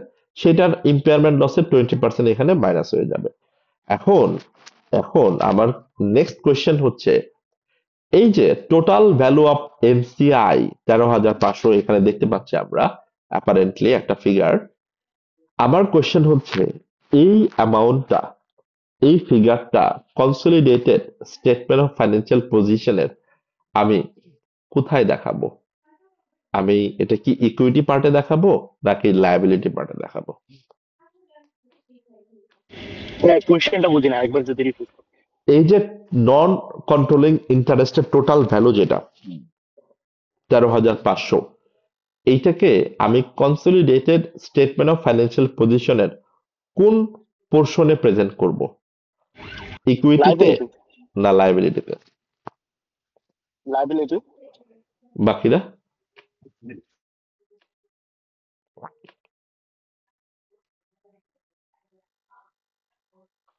একটু, বাকিরা কেউ কিছু ইনপুট দিবেন? তন্ময় বলতেছে লায়াবিলিটি।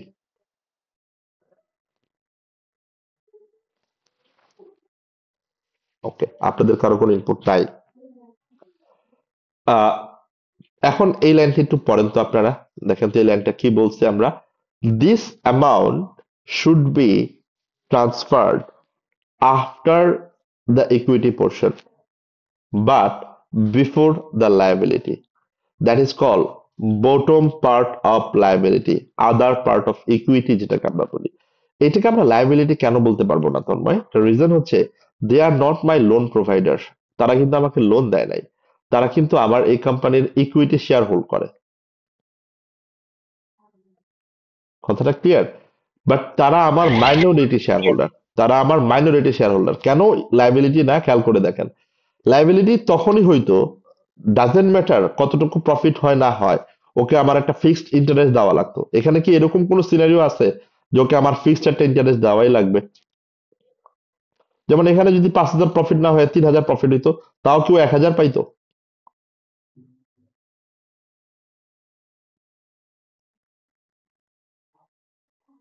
কথাটা বুঝতে পারছি?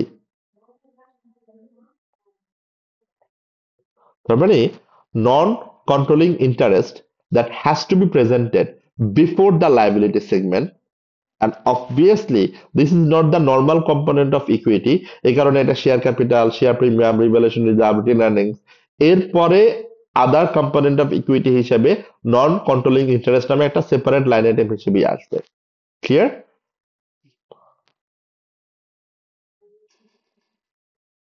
নাও the last working for today, working 5, group retain earnings. আমরা সবাই জানি যে আমাদের একটা রিটেন আর্নিংস এর ক্যালকুলেশন এখানে থাকে, অ্যামাউন্ট দেওয়া থাকে, বাট এই রিটেন আর্নিংসটা রিপ্লেস হয়ে হয়ে যাবে হচ্ছে গ্রুপ রিটেইন আর্নিংস। তাহলে গ্রুপ রিটেন আর্নিংসটা আমরা কিভাবে ক্যালকুলেট করব? Parent company written earnings. এখানে একটা কোশ্চেন আপনাদের জন্য আমি করি, প্যারেন্ট কোম্পানি রিটেন আর্নিংস কি আমি 100% নিব না এখানে আমাকে আবার শেয়ার করতে হবে? মানে 80% 20% এরকম কোনো কথা থাকবে প্যারেন্ট কোম্পানির?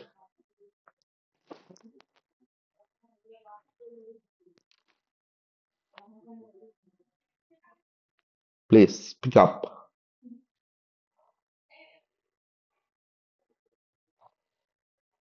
Fayaz, Abrar Fayaz. Yes sir, parent বুঝতে কোম্পানি, পারছি। হ্যাঁ প্যারেন্ট কোম্পানি, আমি যে রিটেন আর্নিংস বলছি এটা কি 100% আমি কনসিডার করা উচিত নাকি এটাকে আমার অ্যালোকেট করে দেওয়া উচিত 80-20 এরকম ভাবে? 80-20 করা উচিত। ওকে, কেন? প্যারেন্ট কোম্পানির প্রফিট কি আবার ও সাবসিডিয়ারি কি দিবে? প্যারেন্ট কোম্পানির প্রফিট রিটেইন আর্নিংটা কি স্যার পুরোটা প্যারেন্ট পুরোটা কোম্পানির প্যারেন্টের, আর্নিং হয় শুধু, না পুরোটা প্যারেন্ট হোল কোম্পানির, কোম্পানি?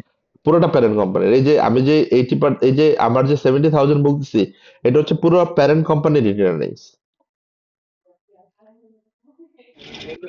তাহলে তো সেফ হবে। হ্যাঁ, তো এটা একটু আমরা মাথায় রাখি, এগুলা একটু খুব বুলশিট কোয়েশ্চেন করি আমি মাঝে মাঝে।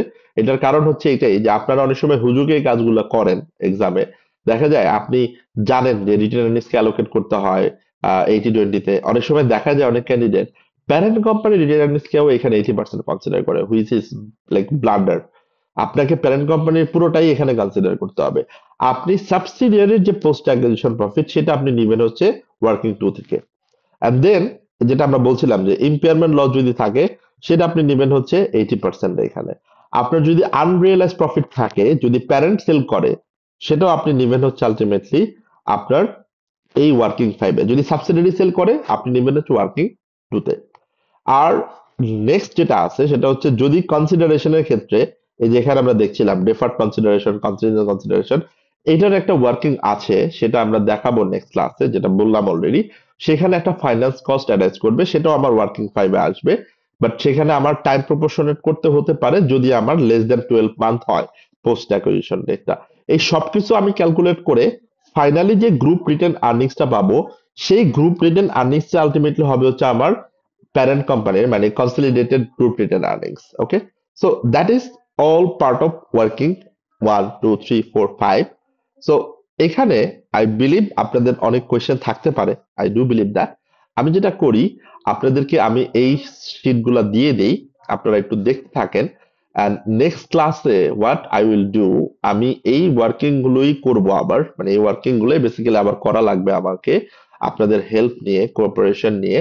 And then we will move to the remaining part, যেটা আমরা বললাম fair value adjustment, intra group trading, fair value of investment। এই তিনটা পার্ট আমাকে আলাদা করে কভার করতে হবে, করে দেন অ্যাডভান্স আমার কনসলিডেশন প্রসেসে যাওয়া লাগবে।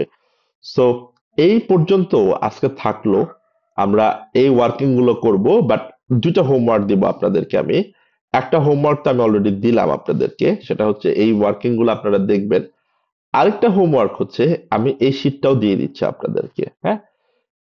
এটাও একটু কাইন্ডলি আপনারা 5টা basic method of consolidated statement of financial position preparation, এটাও একটু আপনারা দেখে আসবেন, যেহেতু ওয়ার্কিং গুলো আপনারা পড়ে ফেলছেন অলরেডি, মানে দেখে ফেলছেন ওয়ার্কিং গুলো।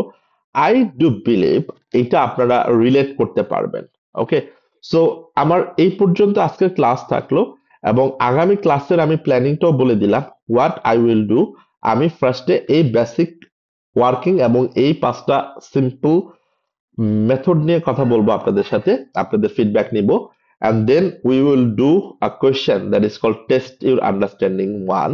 এটা ক্যাপলান আমার একটা স্টাডি টেক্সটই আছে, ইফ ইউ গাইজ নিড আমি এটাও শেয়ার করে দিচ্ছি সফট কপিটা। আর এরপর আমরা টেস্ট আন্ডারস্ট্যান্ডিং 1 কুইকলি করব, হোপফুলি ফার্স্ট আওয়ারের মধ্যে আমাদের এই জিনিসটা শেষ হয়ে যাবে। That is the first part of our planning.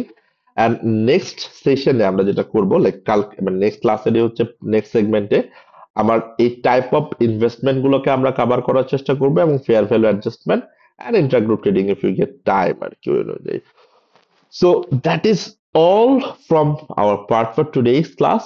So in general, if you have any feedback, if you have any sort of suggestions to হয় না যে আর একটু বেটার করার জন্য ক্লাসটাকে, you guys can give me।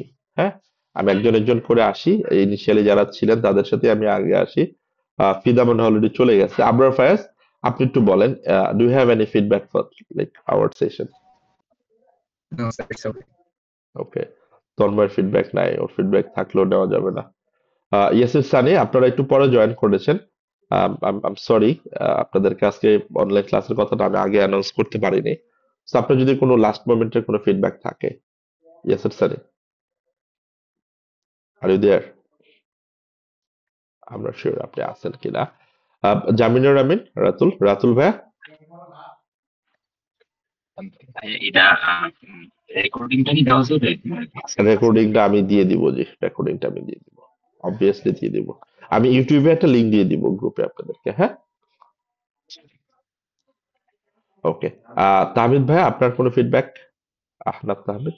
R sir আমার যেটা হয়েছে, আমি ফার্স্টে পোর্শনটা ধরতে পারি নাই, পরে পুরোটাই আমার কাছে একটু আনসিঙ্ক্রোনাইজ লেগেছে। আমি আন্ডারস্টুড, ক্লাসটা একবার একটু দেখি, আন্ডারস্টুড। আমি ক্লাসটা একবার আপনি রেকর্ডেড একবার দেখি, দেখে আপনাকে আমার rather then everything is fine. Okay, perfect, thank you so much. So আমার কিছু কোয়েরি থাকবে, কোয়েরিগুলো আপনাকে আমি পরে অ্যাড্রেস প্লিজ করবো, প্লিজ তাহলে আমার let me know, problem let me know, let me know. আমি আমার হোয়াটসঅ্যাপ নাম্বারটা দিয়ে নিচ্ছি আপনাদেরকে, এখানেই দিচ্ছি।